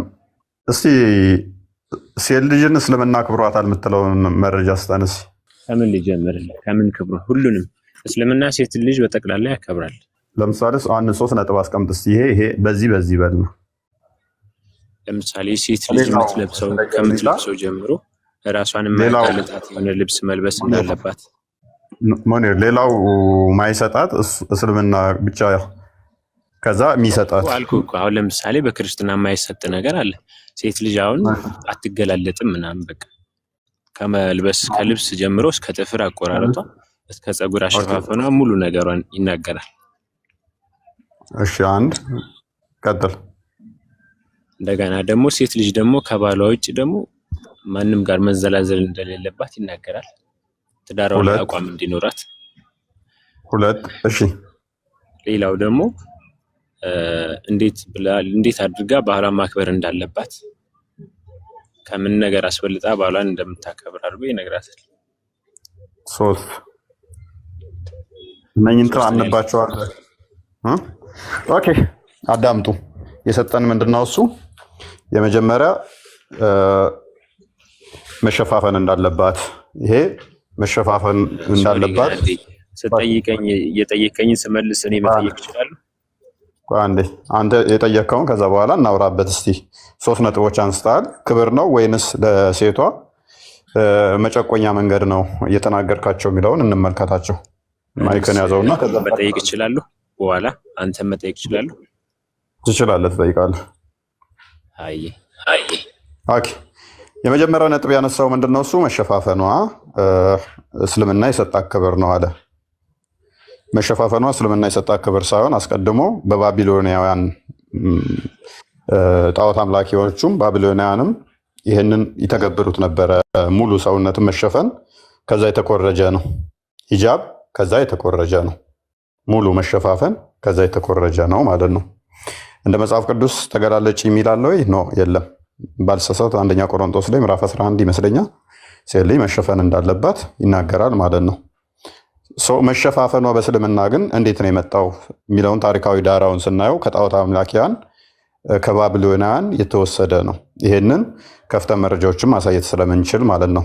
ለምንድን ነው እነኛ የሚጠቀሙበት?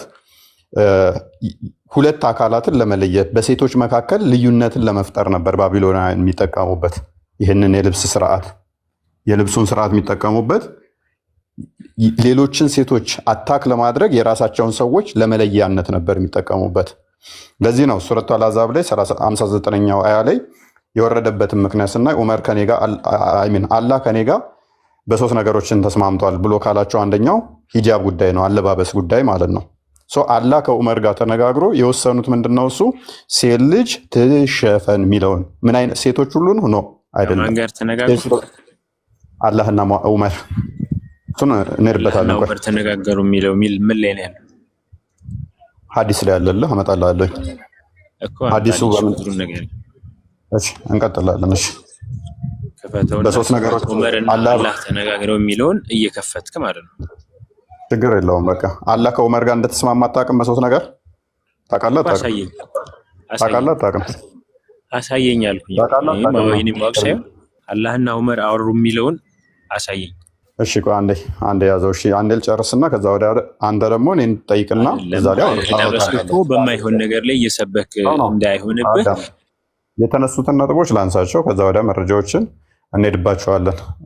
ማማይ መክፈት ትችያለሽ? አዎ ተፍሲሩን ሱረቱን ሊትራል ቃሉ ፈልገው ግን እንዳይሆን በኋላ ካሳየኸው በኋላ እንዳይከድብህ። ሊትራል ቃሉ ድንገት ከፈለገው አወሩ የሚለውን ነገር ደጋግሞ ያነሳው ስለሆነ አወሩ ስለሆነ ያለው አላህና እሺ እለፍ አውራና እለፍ አላህና ዑመር አውርተዋል የሚለውን እንይዝና እንጠይቃለን። ሂዳው ነው ችግር የለውም። እሺ አላህ ከዑመር ጋር ተስማምቶ በሶስት ነገሮች ላይ እንድትስማሙ መቼም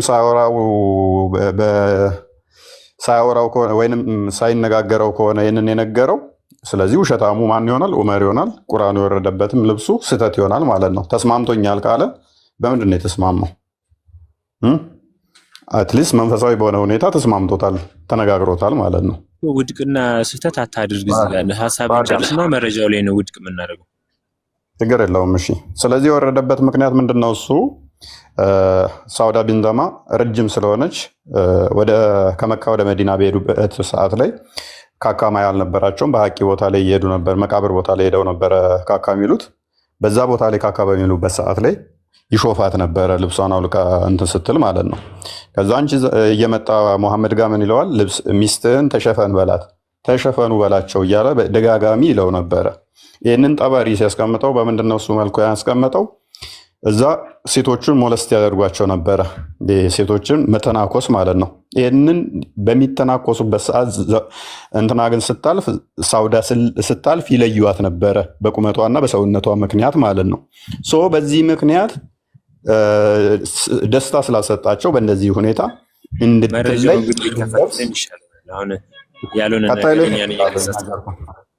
ቀጣይ ላይ ከፍትላለሁ። ችግር የለውም። ክፈቱ ካልሆነማ ያልሆነ ነገር እየሰበክ ነው፣ የሌለ ነገር ነው የምታወራው እንዳንል እኛም ክፈቱን ነው። ኦልራይት እሺ አንዴ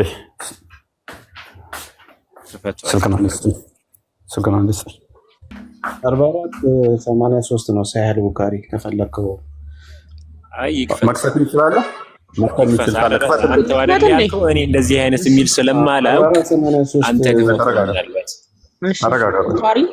ቡኻሪ ያ ቡኻሪ 4483 ኦኬ 4483 አንድ ስልክ ስለያዝኩ ነው። ሶሪ ችግር የለም። ልክፈት። እሺ ቢኒ ልከፍት ነው ወይስ እኔ ልክፈት? ክፈች ማማ። እሺ አንብብና ተርጉመልህ። እሺ ሙኒር ቀጥል። እዚህ ጋር ምኑ ጋር ነው ዑመርና አላህ አወሩ የሚለው? አንብብና ተርጉምልን ነው ያልኩህ። ለወደንሱ አንብብና ተርጉምላቸው እኮ አሳየኛ። ዑመር የሚለውን አሳይ። እዚህ ጋር አሁን እኔ ዑመር የሚል የለም። ወተኺሉ ሚን መቃሚ ኢብራሂም ሙሰላ ራሱ ዑመር ነው የሚለው። ሜቢ አይነ ዑመር ሰይድ ማለት እፎይ ሰይድ ነው።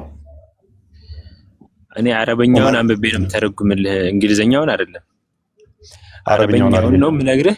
ስለዚህ እዚህ ሐዲሱን ተርጉመው ዝም በልና ተርጉመው።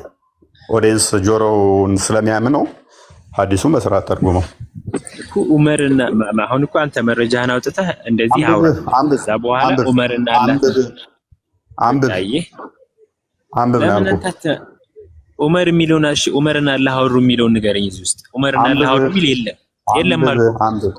አንብብ እንዴ! ኧረ ሰውዬው አይሰማም።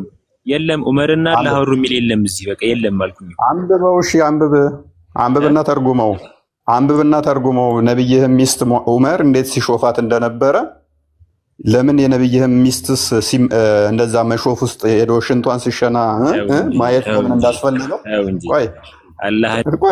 የሰው ሚስትን እየሄደ መሾፍ ለምን እንዳስፈለገው እሱን እናወራበታለን። ሞለስት እንደሚያደርጓት ደግሞ የራስህ ሙፈሲሮች አንጥቼ አሳይሃለሁ ማለት ነው። ሄደው ሽንት እንድታሳየኝ የምፈልገው እዚህ ጋር ሰው ያልከው ዑመርና አላህ አውርተዋል ነው ያልከኝ። ዑመርና አላህ አወሩ የሚለውን አሳየኝ። አንብብና ተርጉም። አንተ እኮ ነው ያወጣው እኮ መረጃውን እኮ ብራዘር። ኦኬ እሺ፣ ማይኩን ያዘው። እሺ ጣልቃ እንዳገባ ደግመህ እኮ ዑመርና አላህ የሚለው ይሄንን ነጥቡን ያዙ ፕሊስ። አዳምጥ። ዑመር ሰይድ አይ አግሪድ ዊዝ አላህ ኢን 3 ቲንግስ፣ ከአላህ ጋር በሶስት ነገሮች ተስማምቻለሁ አለ። ዑመርና አላህ በሶስት ነገሮች ተስማምተዋል አልተስማሙ? ማይክ አንሳልኝ። ማይኩን አንሳ። አላህ ከዑመር ጋር በሶስት ነገሮች ተስማምቷል አልተስማማም? አንተ ያመጣው እንግሊዘኛ ላይ ይላል። ሐዲሱ ጨርሶ እስኪ ቴንክ ዩ ወይ ማይካስ አንተ ያመጣው እንግሊዘኛ እኔ ያመጣው ሳይሆን ያንተ ሐዲስ ነው ይሄ። እኔ ያመጣው ሳይሆን ያንተ ሐዲስ ነው። አላህና ዑመር በሶስት ነገሮች ተስማምተዋል። ሉክ የእስልምናው አላህ ቁርአንን ለማውረድ ራሱ ከዑመር ጋር ተስማምቶ ነው። ዑመርን አስፈቅዶ ነው ማለት ነው። ስምምነት ፈጥሮ ነው። ስምምነት ሲፈጥር በምልክት ቋንቋ ነው አይደለም ወይንስ የአላህ ቃል ቁርአን ነው? ሐዲስ የሐዲስ የሚባለውና ቁርአን የሚባለው ነገር ማወቅ አለብን። ቁርአን የወረደበትን ምክንያት ነው እየነገረ ያለው። ሐዲሱ ቁርአን የወረደበት ምክንያት አላህ ከዑመር ጋር ተስማምቶ ነው። ቅድሚያ ቁርአን ላይ ነው አላህ የሚነጋገረው ነገር ካለ ቁርአን ላይ ነው የምታሳየኝ። ሐዲስ ላይ እዚህ ሐዲስ ማለት የአላህ ንግግር እኮ ቃል ቁርአን ስለሆነ ቁርአን ላይ አሳየኝ። ዑመርና አላህ ወርዶ ጀመረው። ቁርአንም ያላህ ንግግር አይደለም፣ ሐዲሱም አላህ የሚባል አካል የለም። አሁን እየጠየቁ ያለሁት ወደ ስድብ ነው የምትገባው እኮ መረጃ ሲሳሳት ወደ ስድብ አትግባ። ምንም የተሳሳተ የለም። ያንተን ጥያቄ ነው እየተቀበልኩ ያለሁት። ጥያቄን እኮ ገና እኮ እንትን አላልከውም እኮ። አላህ ከዑመር ጋር ተስማምቷል አልተስማማም? የት ነው አሳየኝ እኮ አልኩህ እኮ ቁርአን ላይ አሳየኝ። የአላህ ንግግር ብለህ እኮ ነው እያመጣህ ያለው። ስለዚህ አሳይ ቁርአን ላይ። ቁርአን ላይ ካልሆነ አትቀበልም ማለት ነው። የአላህ ንግግር የሚሆነው ቁርአን ላይ ስለሆነ እሺ፣ ቁርአን ያላህ ቃል ነው የሚል አሳየኝ አንተ። ቁርአን ያላህ ቃል ነው የሚል ቃል በቃል አሳየኝ። መርሃባሽ ከቁርአን ላይ ላሳይ። በቃ ቀጥል። ቁርአን ያላህ ቃል ነው የሚል ሊያሳየን ነው። ከዛ ከሱ ላይ አሳየን። ለነብያችን ሰለላሁ ዐለይሂ ወሰለም ሐዲስን ክዳታል። ሐዲሷን እንደካድካት ቁርአንን ደግሞ አስከዳለሁ ማለት ነው። ሐዲስ እኮ ነው ያልካድኩም እኮ ሐዲሱን የካድኩ አንተ ቁርአን ለካዶና አልፈልግም ብለህ አላህና ዑመር ተነጋግረዋል ካልከኝ አላህ ሊናገር የሚችለው በቁርአን ነው ደግሞ። ስለዚህ ከቁርአን ላይ አላህና ዑመር አውርተዋል የሚለውን ማሳየት አላሳየኸኝም ማለት ነው። ይሄን ዋሽተሃል።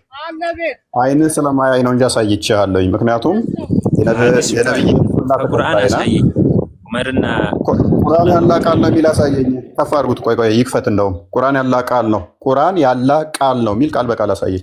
ከዛ ወዲያ ቁርአን ዋሽተሃል ማለት ነው። እሺ መርሐባ። ነብይ ነው ውሸታ ምን አይደለም። ነብይ ነው ውሸታ ምን አይደለም። አላህ ከነብይ አላህና ዑመር አውርተዋል ያልከውን ዋሽተሃል። ነብይ ነው ውሸታ ምን አይደለም።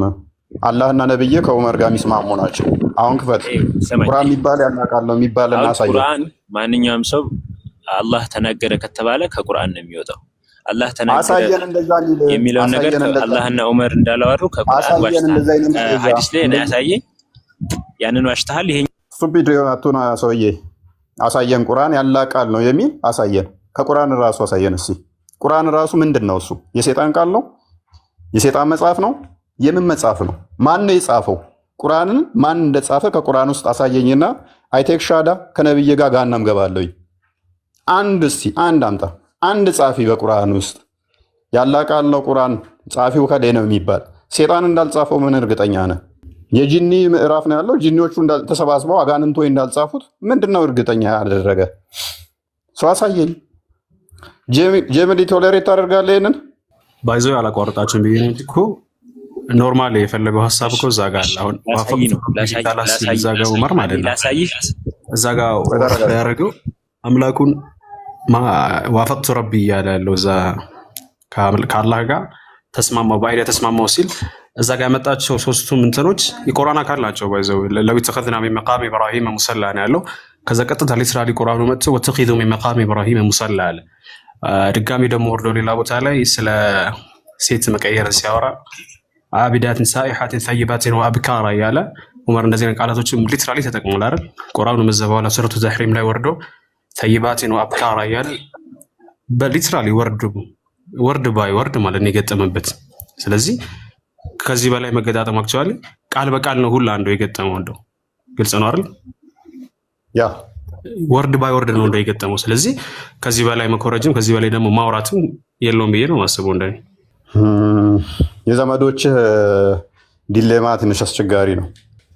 ከማውራትም በላይ እኮ እሱ ያወራውን ኢቭን ወርዱ አልተቀየረም ሁላ ነው እያለን ያለን እኮ ያ እና ለኩረጃ ነው። ኮራጅ አምላክ ነው። አምላክ ከሆነ ይሄ ኮርጆ ዑመር የተሻለ አምላክ መሆን አለበት። ባይዘው ካላ ይልቅ ሰው ለክብር ያመጣው አካል አላህ ሳይሆን ያመጣው ዑመር ነው። ዑመር ደግሞ ያመጣው ምንድነው? እሱ የነብዩ ሚስቶች እየሾፈ ስለተወሰወሰ ነው፣ ስለተቸገረ ነው። ሚስቱ የዑመር ሚስት ረጅም ስለሆነ የመሐመድ ሚስት ረጅም ስለሆነ ሳውዳ ካካባለች ቁጥር እንደውም ደጋግሞ እኮ ነው የሚለው። ደጋግሞ እየመጣ መሐመድ ጋር እባክህ ሚስት ትሸፈን ይለዋል። ጠበሪ ደግሞ ይህንን ሲፈስረው ብሎ ነው ያስቀመጠው። ሞለስት ያደርጓቸው ነበር ሴቶቹን ይላል። በአማርኛ ምንድነው የሚባለው? ሴቶችን መንገድ ላይ የሆነ እንትን ማለት መጎንተል ነው የሚባለው። ይላከፏቸው ነበረ። ያ ፕላስ ደግሞ ቀደም ያወራው ልክ ስለ ክብር ብሎ የጀመራቸው ሶስቱም ፖይንቶች ላይ ያው መሀል ላይ ያወራቸው ልምር አላቋረጥም ብዬ ነውና እንደ ክብር ያመጣቸው ፖይንቶች ሶስቱም ባይዞ አገንስት የክብርን ተቃራኒ ናቸው ካየናቸው ማለት ነው። ለብቻ ብቻውን ከፋፍለን ብናያቸው እኔ መጀመሪያው ላይ ምን አለ? እስልምና ላይ ሴት ልጅ እንደዚህ እንድትለብስ እንትን አለ፣ ሙሉ መገላለጥ እንትን አላት። ባይዞ the whole idea ቅድም እንዳልከው the whole point የፈለጉበት ሒጃብን ተሚዝ በባሪያና በጨዋ መካከል ያለውን ልዩነት ማንኛውም ደረሳ ብትጠይቀው ኖርማሊ የባሪያ አውራ የት ነው ብትለው ማበይነ ሱረቴ ወሩክባ ነው። ከረጁሊ ነው የሚል በእምብርትና በትከሻ መካከል ነው አይደለ አውራ የሚሆነው እንጂ ባሪያን ግዴታ ሒጃብ ልበሽ ምናምን አጥላት። ስለ ሴትነት ሙሉ ክብር የምታስብ ከሆነ ምንም አይነት ስፔሲፊኬሽን አያስፈልግም። እያንዳንዱ ጄነራል የሆነ አይዲያ ነው መስጠት ያለው እንጂ እናውቃለን ባሪያዎች የዛ ጊዜ እንደሚለብሱ እንደነበር ማለት ነው። ኢቨን ዑመር የሆነ አንዳንድ ኦኬዥኖች ላይ ሁላ እንደሚማታው ሁላ እንደነበር እንደዛ ወርባ የሚለው ምን አልከው? ከትከሻና ከእምብርት በላይ ማበይነ ሱረቴ ወሩክባ በይነ ያልኩት መካከል ያለው እንደ ወንድ ማለት ነው። ከእምብርት በላይ ነው የሚለው መካከል ያለው ሐቢቢ በይን እሺ በይን ታውቃለህ? መካከል ማለት ነው። በትከሻና ማበይነ ሱራ ወሩክባ እዛ ያለው ሐድ ነው። ባይዘው ከታች ሩክባ ማለት ምንድነው? ከንትን ጀምሮ ያለው ማለት ነው። ምናልከኝ ሩክባ ትከሻ ነው። ማበይነ ሱረቴ ወሩክባ ነው የሚለው እኮ። ሩክባ ምንድነው? ላይ ያለው ትከሻ አለማወቅ እኮ ኃጢአት አይደለም። የማታውቀውን ነገር ለምን ታወራለህ? ምንድነው? ማበይነ ሱራ ወሩክባ ማለት ከጉልበት በላይ ከእምብርት በታች ባለው መካከል ነው የሚለው። ምን ማለት ምንድነው? ታረሱ አውረት ማለት በዛ መካከል ያለው ነገር መሸፈን ማለት እና ታዲያ ምን አልኩኝ እኔ? በትከሻና በእምብርት መካከል እኮ ነው ያልኩት። ምን አልከኝ ወንድሜ? ቱ ዘ ፖይንት። ስለዚህ አሁን ፖይንት ሲቀጥል እንደ ወንድ ነው እንጂ ሙሉ ተሸፍን የሚል ለባሪያ ሙሉ ተሸፍን የሚል ህግም የላቸው ማለት ነው። አንደኛ ነገር። ሁለተኛ ፖይንት ላይ ደግሞ ሴት ልጅ ከማንም ሴት ጋር እንዳተኛ ምንድነው ልቅ እንዳትሆን ህግ አስቀምጦላታል። ባይዞ ይሄ ጥቡቅነት ትልቅ ነገር ነው፣ መልካም ነገር ነው፣ አለመወስለት ማለት ነው። ነገር ግን አዘር ሳይድ ወንዶ ላይ ስናይ ግን እስከ 4 ሚስት እንዳያገባ with unlimited number of ባሪያዎች ጋር እንዲተኛ ውስልትና ፈቅዶ እሷ ቲንክ ባሏ ላይ ውስልትና ፈቅዶ እሷ ላይ ምን አረጋት? ሐድ አረገባት ማለት ነው። የሚያምር የሚሆነው ህግ እውነትም እሷን አክብሯታል እንድንል የሚያስደረገ ምን ቢሆን ነበር? ሁለቱም ሳይር ላይ ይሄ ነገር አፕ ላይ የሚያደርግ ቢሆን ኖሮ ነው። ግልጽ ነው። ወንዶ ላይ ስናይ ውስልትናው ጀስት ኖርማል ነገር ነው ማለት ነው። ሴቶች ላይ ነው በጣም የጠበቀው ማለት ነው። ስለዚህ እኛው ከምን አንጻር ክብር እንደሚሆን አሮን ነው። ሶስተኛ ምን ነበር ያለው? ታስሶኛለህ ቦስ? ባል ብቻ ገብታ እንድትቀመጥ ብሏል። ከዛ ወንዱ ደግሞ ናህ እንደሚያገባ ሴቶቹ ምን እንዴት እንደሆነ ሄድበት። እሱኛው ሁለተኛ መሰለኝ። ሶስተኛ የሆነ ነገር ነበር ያለው ጠፋኝ። ሂጃብ ተገላልጣ እንዳትሄድ ሂጃብን ማለት ነው አነሳ። ከዛ ከአሁን ያነሳውን ፖይንት አነሳ እና ሌላ ምንድን ነው ያነሳው? አረ ጥያቄ ያደራረቡበት ያላህ ቃል ነው የሚለው መረጃ ያምጣ ባካችሁ። እየጠበቅነው እኮ ነው። እስከ ዳግም ትንሣኤ የማያመጣው ይወጣ እንደዛ ሲባል ወይ ሙኒማ ጀግና ነው። ታው በእናትህ ታው እንደዚህ አትበላ። ያመጣል አሁን ታያለህ። ያመጣል እዞ ይመጣል ያመጣል። መልስ አለው። እስልምና የተብቃቃ ነው ትላለህ። ባይዘ ነው ምን ሳትኩኝ እያልኩ ነው በለራሴና ሌላ ህግ ቀርቷል እንዴ ምናምን ብዬ ነበር። አይ እኔ ደግሞ ሲሞግት ደስ ያለኝ ምንድነው እሱ ምን እየጠበቁ መሰለ ከላይ ሴት ልጅ መሸፈን የለባትም የሚለውን እያሰበ ነው ብዬ ጡቷ መገለጥ አለባት። ሰው ሙስሊም ሴቶች ለምንድን ነው ታዲያ እየጠበቅኩ ነበረ እሱን። ይኸው አዲስ ነገር ሆኖ ቢሆን እንዴት እዚህ ጋር እንዴ ልከራከር አይፈልግ ወይስ ኖርማል ከፊቅ መሳሎች አምጣልኝ ላይ ነው? እንደዛ ነበር ያሰብኩትና ሩክባ ማለት ምንድነው እሱ? ለማንኛውም ኢቭን ሰግሪጌሽን የፈጠረው ብዬ ነው የማስበው። ሂጃብ ክብር አይደለም የፈጠረው፣ ሰግሪጌሽን ታውቃለህ። በቃ በሆኑ በሴቶች መካከል የሆነ ልዩነትን ፈጥሮ አንድ አካል ይዋሰ ተለይቶ በቃ እንድትለፈጥ የበታች እንድትሆነች እንድታሳያት ነው የዛችኛው ሴት ያሳየው ማለት ነው። ግልጽ ነው። ተገላጣ ከሄደች ማለት ነው። ጠበሪ እኮ እንደዛ ብሎ የሚያስቀምጠው ምክንያቱም ሞለስ ለማድረግ በጅምላ ነበረ በፊት የሚያደርጓቸው።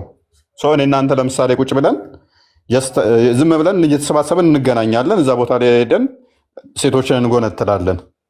ከዛ እዛ ቦታ ላይ አንተ ከጎንታይ ውስጥ ነህ፣ እኔም ከጎንታይ ውስጥ ነኝ። የኔ ሚስት ስጎነትል እኔ አሁን ይደብረኛል አይደለ? ምንድነው እሱ ያደረጉት? አንተ የኔ ሚስት እንዳጎነትል እኔም ያንተን ሚስት እንዳልጎነትል ሌሎቹን እንድንጎነትል ተስማሙና የኛዎቹ እንደዚህ ይልበሱ የሚል ልዩነት አመጡ ማለት ነው። ከዛ ወዲያ ቁጭ ብለው የሚጎነትሉት ሌላ እምነት ሳይሆን ራሳቸው ናቸው። ለዛም ነው ዑመር ከዛ በኋላ ሌሎቹ ይጠይቃል የራሱ የሂጃብ አያ ላይ መጨረሻ ላይ ሲጨርስ እንዳነ ካየኸው ذلك ادنى ان يؤذين ذلك ادنى ان يعرفن فلا يؤذين ይላሉና ሂጃብ ስለ ሂጃብ ምክንያት ካወራል በኋላ ይሄ የቀረበ ነው። አድና ይعرفنا فلا يؤذين አሁን ያልከው እንዳይጎነተሉ ማለት ነው። እንዳይጀነጀኑ ትንሽ አሪፍ ነው። ጨዋ መሆናቸው ይታወቃልና የራሳቸው ሰዎች ሲያስቀምጥለት ማለት ነው። ይሄ ነገር እንዳይጎነተሉ ይጠቅማልና which means other side ተጋላጭ ነው ለዚህ ማለት ነው። ከዚህ ህግ ውጭ ያለው ይሄንን ህግ ደግሞ ሌሎቹ ከተገበሩ ደግሞ ዑመር ይደበድባቸው ነበረ። ለእናንተ አልተፈቀደላችሁም እያለ ምክንያቱም እንደ ልቡ ለመጎንተል ማለት ነው። ሜቢ ፕላስ ደግሞ እንትን ጋር ብትያይዘው ሴት ልጅ መምታት ይቻላል በእስልምናው። ወንዱ መምታት ከቻለ ደግሞ የምትሸፋፈን ከሆነ ወታ ማትናገር ከሆነ አትሊስት ፊቷን አይተህ እንኳን ፔኗን መረዳት አትችልም። ስለዚህ ህመሟን ቦእሷን በቡጢ እየነረታት ፊቷን በልዞ ጀስት ትረዳታለህ። አንድ ሴት የተመታ የደረሰባት ጉስቁልና ህመሟን አትሊስት ያቺ ወደ ሪፋይ እንትን የተባለችው ሀዲስ ላይ ቆዳዋ አረንጓዴ የሆነው አይነት ሴት ማለት ነው። እሷም ቆዳዋ ስለታየ ነው። እንዲህ የምትሸፋፈን ከሆነ ቆዳዋ ማይታይ ከሆነ ተደብድባ አደጋ ደርሶባት ሰንበር በሰንበር ሆና አጥንቷን ተሰባብሮ ሜቢ ሀዲስ ላይ ያለ አጥንቷን እንደተሰባበረው በልብስ የምትሸፈን ከሆነ ህመሟን እንዴት ልትረዳላት ሰው እንዴት ሊያቅላት ይችላል? ባሏ እየበደላት ለመሆኑ የሴቶችን ሜቢ አግኝታኝ ከሆነ የሴቶችን ጥቃት መደበቂያነት መጠቀሚያ ሳይሆንም አሁን ላይ እንዳለው ማለት ነው። አፍጋኒስታን ላይ አሁን ላይ እንደሚደረገው አሁን ላይ ያደረጉት እንዳለ መልቲ ፐርፐዝ ነው ማለት ነው። መልቲ ፐርፐዝ ነው ማለት ነው የሚያገለግለው።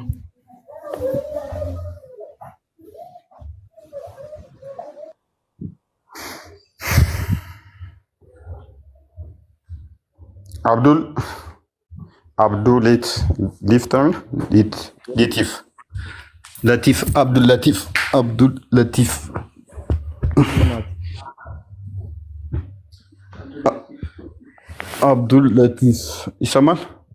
ይሰማል። እኔማ የገባሁት ማለት ነው። አንድ ጥያቄ ልጠይቃችሁ፣ አታወርዱኝ። ልጠይቃችሁና አወርዳለሁ። እሺ። ያው ጥያቄ ማለት ነው አብዛኛው እዚህ ውስጥ የሚገቡ ገስት ልከው የሚገቡ ሙስሊሞች ማለት ነው ምንም ሙቀት የሌላቸው ሰዎች ናቸው እና በእነሱ ጭንቅላት ደግሞ ሙስልምና መገመት የለባችሁም እናንተ። አንብበው የሚያውቁ ሰዎች ቢሆኑ እሺ። እዚህ ጋር ከሆነ 1300 ሰው አለ። 1300 ሰው እኮ የሚመስለው እስልምና በእነዚህ ሰዎች ጭንቅላት ነው የሚያስበው እምነቱን ማለት ነው። አይ በዚህ ነው አብዱል ነው። ምክንያቱም የሚገቡት ሁሉ እንደዚሁ ናቸው። የተለየ ነገር የለም። አንተም ገብተሃል፣ ያው አንተም መቀጠል ትችላለህ። አንተም አሁን እንደነሱ እንደሆን ክላሳይ ለምን እኔ ያን ነገር ካላወኩትስ አላውቅም ማለት ነው። አሁን እኔ ብድግ ብዬ ምንም ስለማላውቀው ነገር ስለማርያም የሆነ ነገር ብጠይቃችሁ ያን ነገር እናንተ መመለስ ካልቻላችሁ በቃ ክርስትና እንደዛ ነው ማለት ነው። ምንም እውነት የለውም ማለት ነው። ጠይቅ። ጥያቄ እኮ ፈቀድን። እኔ ደግሞ ምንም ማውቀው ነገር የለም። አሁን ሳይ እናንተ ማቅረብ ያለባችሁ ከሚያውቅ ሰው ጋር ነው መሆን ያለበት። እንደገና አብዛኛው ሰው አምጣቸው ያውቃሉ የምትላቸውን አንተም ዲፔንድ ማድረግ ከቻልክ ይኸው አሉ። እናንተ አሁን እዚህ ጋር አንዴ ኮሜንት ዘጋላችሁ። አሁን ታወርዱኛላችሁ እውነቱን ብናገር ስለዚህ አሁን እንደ እውነቱ እስልምና አንተ እንደምታወራው እፎ ያው ምሳሌ አብዱልለጢፍ ምን እናግዝ? እሺ ምን እናግዝ? ወይም ጠይቅ ወይንም ደግሞ መልስ። ለማንኛውም እኔ ቦርድ ይሻላል፣ ግን ንጽጽር ግን እንደዚህ አይደለም። እየተሳደቡ አይደለም፣ የአንድን እምነት ዝቅ የምን ስድብ ነው የምታወራው?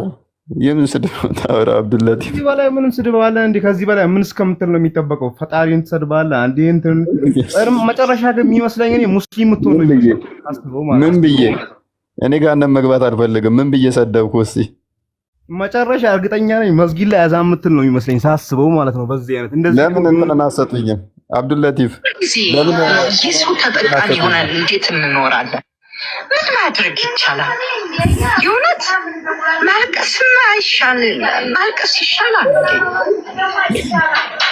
መረዳት አልቻልንም። እኛ ወደ ሞት ነው እየተጓዝን ያለ ነው። የኛ ትውልድ የኛ ልጆች ምን ማድረግ ይሻላል?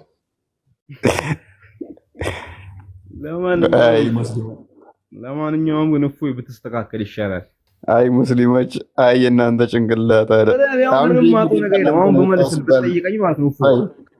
እኔ አሁን ምን ላግዝ? ጠይቅ አልጠይቅም፣ መልስ አልመልስም። አረ የለም አስገብታችሁ እዚች ጋር የምትጠይቁትን ሰው ማወቅ አለባችሁ ለማለት ፈልጌ ነው። ምንም እውቀት የሌለውን ሰው አሊፍን ማያቅን ሰው እያስገባችሁ እኛ እውቀቱን በምን አውቅ እናስገባዋለን? ወንድማችን እኛ ፈትነነው አስተምረነው አይደለ? ቀን ሙሉ እኮ ስለ እስልምና ስታነቡ ነው የምትሉት አይደል እናንተ? እና እኛ የሱን እውቀት በምን እናውቀዋለን? ገስ ይልካል፣ እናስገባዋለን፣ እንመልሳለን ይላል፣ እንጠይቀዋለን። አሪፍ ሐሳብ። አሁን ምን አድርጉ ነው የምትለን? መጣችኋል።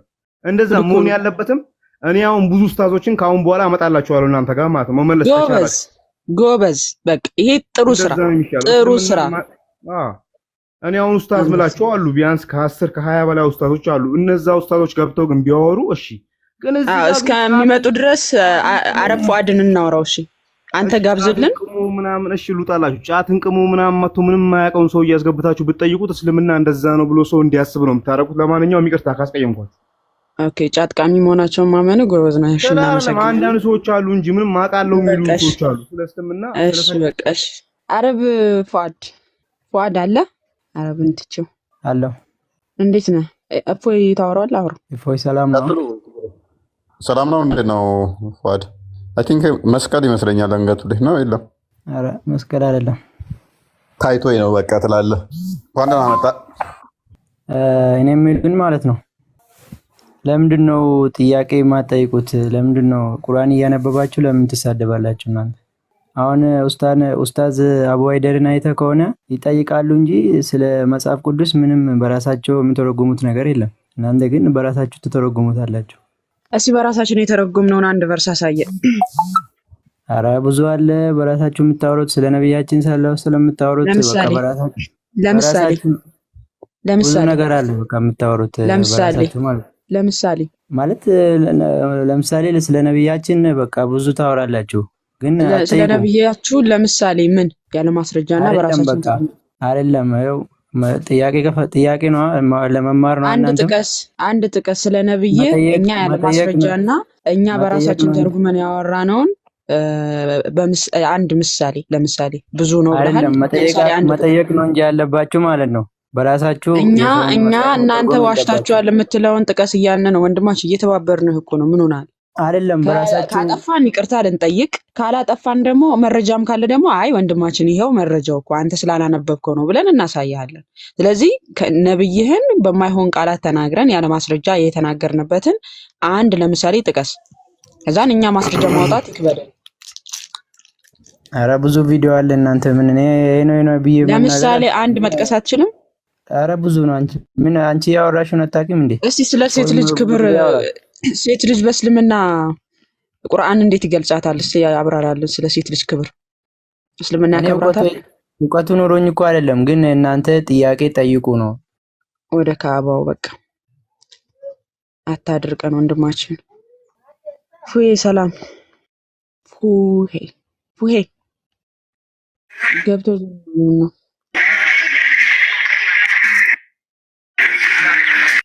ሄሎ እንዴት ነው? ሰላም ነው አለን፣ እግዚአብሔር ይመስገን። ደህና ነህ? ኦኬ። እና ቢኒ ምናምን አውሩ በቃ የገባ እንትን ስላለ ጄምዲ ኢዩኤል ማለት ጄምዲ፣ እኔ በጄምዲ አልጠራውም ብዬ እኮ ምያለሁ። አይደል? ራስም ዩኤል ስትይኝ ብቻ ነው አቤት የምለው ብለኸኛል። ተስማምተናል። ዲል ዲል ዲል። ያልተጠመቀ ሰውን ክርስቲያን ስም አንሰጥም። ይጠመቅ ቅድሚያ። ይሄ ደግሞ አስጠጭ ታስበላዚሁ እንደ ዩኤል የሚያል ስም ታዲያ መንፈስ ቅዱስ ያልተቀበለ መንፈስ ቅዱስ እንደምንቀበል ትንቢተ ዩኤልን የተነገረው ምዕራፍ 2 ቁጥር 28 ላይ የማሜ መንፈስ አሽቀንጥሮ ያልጣለ ሰው ትላለህ። ሰማይ ደግሞ ባላ ባህሪ ላይ ምናምን ቤተ ላይ የተወሰነ ጊዜ ብትይዝ ደስ ይለኝ ነበር። አዳዲስ ሰዎች የመጡ ነው ቲክቶክ ላይ ሪል ወሃቢዝም ወደ ቲክቶክ እየመጣ ነው። ሰሞኑ እያየሁኝ ወር ሊሆነኝ እኮ ነው። ሁሌ ማታ ማታ ምገባው እኮ በአላህ ላይ ነው። ሪል በቃ ሪል ሙናቀሻ ትጠላለህ። በቃ አንተማ በቃ አንተ በቃ ረስተሃል። አንድ ቀንም ገብተህ አታውቅም ማለት ነው እኔም ቤት ገና 4 ወር ሊሄድበት እኮ ነው ዩኤል። እፎይ በአላህ ላይ ያስፈልጋል። የምር በደንብ 20 ቀን አይበልጠኝም እንደ ይሄ ከጀመርኩኝ እየገባበት 16 ቀን ነው እና ማታ ማታ እኮ ገባለኝ ከአላህ ጋር በተያያዙ ያሉ ነገሮችን አባሾቹ ግን ጠፉ። አባሾቹ ጠፉ። እፈልጋቸው ነበር። ትልቅ እንትን ቅንጅት ነው የመጣባቸው። አሁን ታውቃለህ እያየሁኝ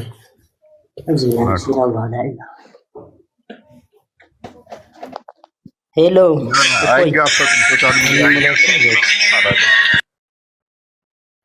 አባሾቹ እውቀት አላቸው የተወሰነ ግን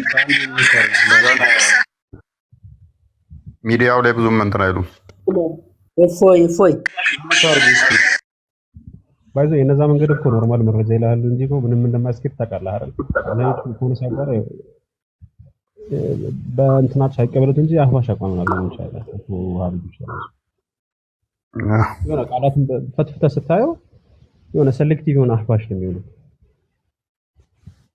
ግን ዲስከስ ለማድረግ አህባሽ ጋር ነው ከዋህብይ ጋር ነው የሚቀለው። ኖርማል በሚቀለው እንደው ኖርማል አህባሽ ይሻላል። ኖርማል መረጃ ይከዳል እንጂ አህባሹ ይቀላል። ግን መረጃ በብዛት ነው የምትደብሽ። እነዛ ኖርማል እንዳለ ተናላቸው። ያውኖቹ ግን እዚህ ቲክቶክ ላይ ያሉት ኦልሞስት አህባሽ በላቸው እኮ እንዳለ እኮ ዲና ያደርጉታል እኮ። እሱ ነው ማለት የሆነ ሰዓት ሲመጣ ኖርማል የአህባሽ አቋም ይዘብሃል። ኖርማል ታዚዞች አጸድቃለሁ ይለህና እያንዳንዱ ፖይንቶች ስታመጣቸው አህባሽ መሆን ይጀምራል ራሱ። ከዛ ሴሌክቲቭ አህባሽ ይሆናል ማለት ነው። 2.2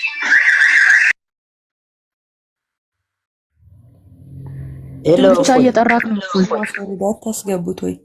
አይ ቲንክ ከፎ ያጠገብ ያለው ምርብሽ ድምጽ ውስጥ ያለው ማማ አይሰማም እና ነው ማለት ነው። ሰላም ነው። ሰላም ነው። እንዴት ናቸው? አላህ ይመስገን። ሙስሊም ነህ? ጥያቄ መጠየቅ ይቻላል ወይስ ምንድን ነው? ጠይቃለህ። አንድ መልስልንና ምን በእስልምና ሴት ልጅ ያከበራት ምንድን ነው እሱ የሚል ጥያቄ አንስተው ነበረ። በምንድን ነው ያከበራት የሚል ቁርአን እያነበባችሁ ይመስለኛል። ይሄን አላገኛችሁትም? ሴት ልጅ እኮ ከነ ህይወቷ ትከበር ነበር አይደል?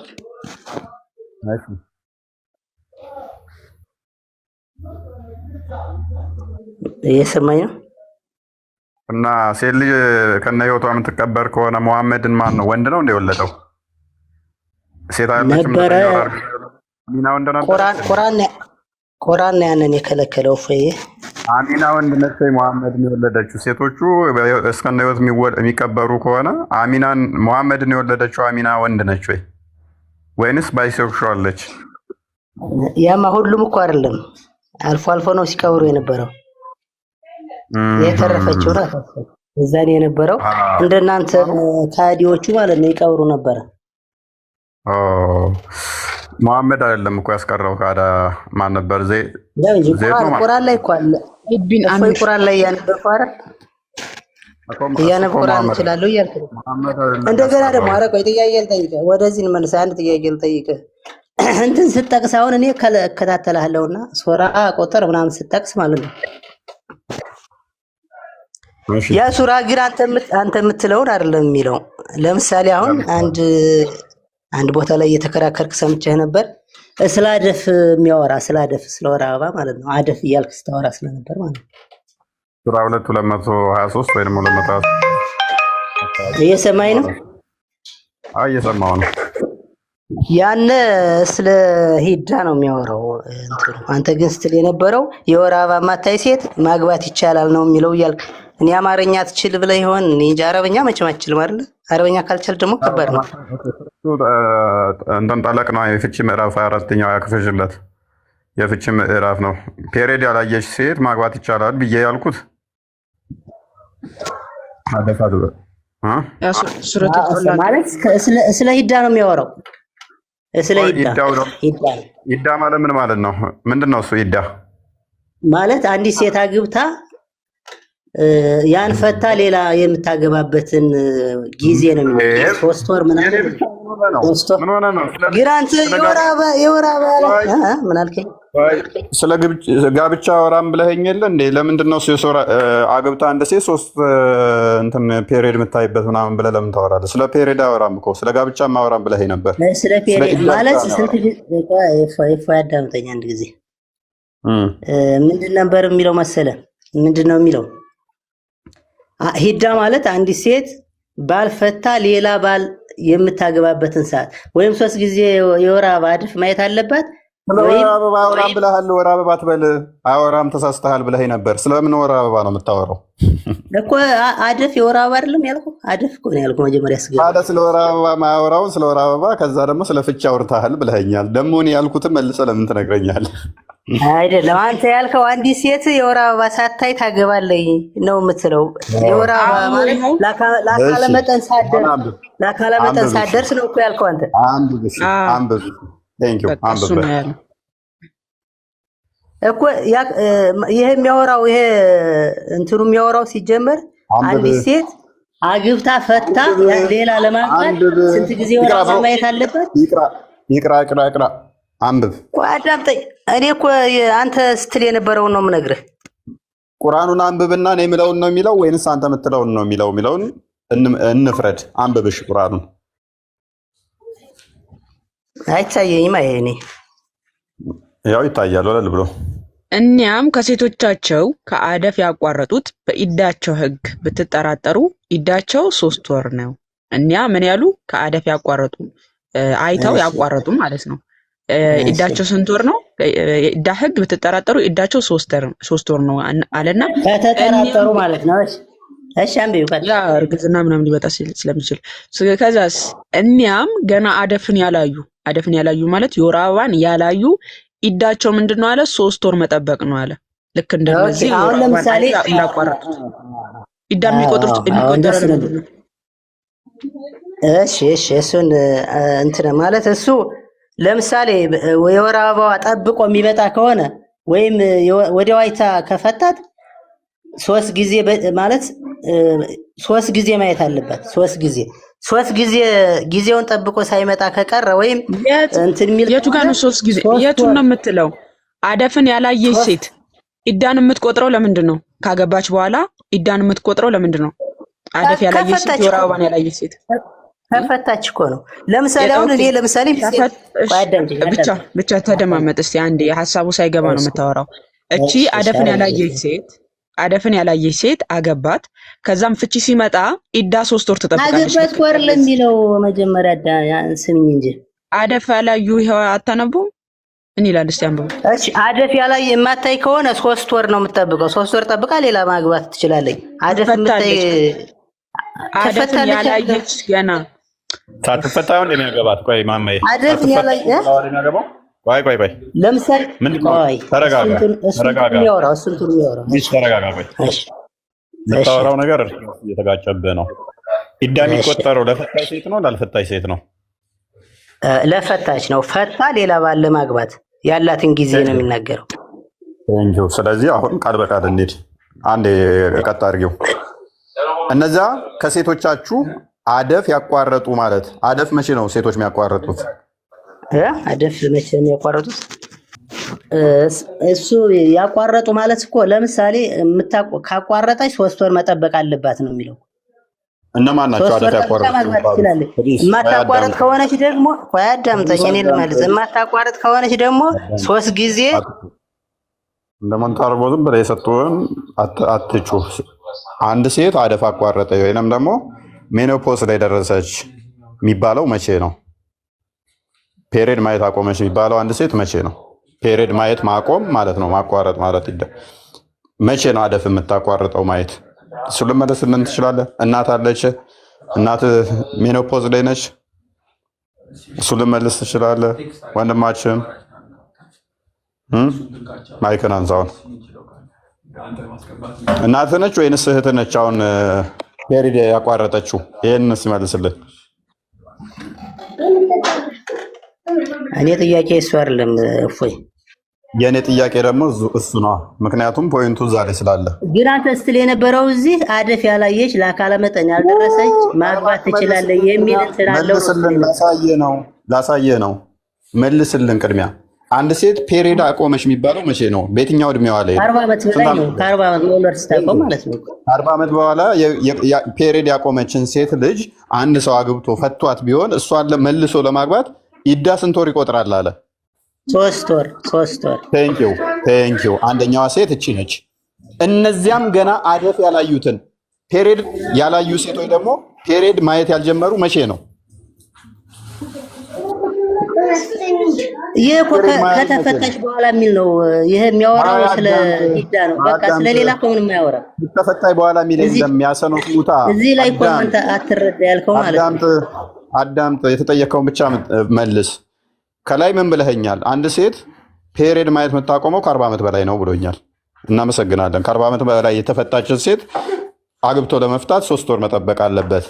ገና ፔሪድ ማየት ያልጀመረችን ሴት ፔሪድ ማየት ያልጀመረችን ወይንም ደግሞ አደፍ ማየት ያልጀመረችን ሴት ደግሞ ኢዳዋ እንዴት ነው ይላል? እንደዛዋ።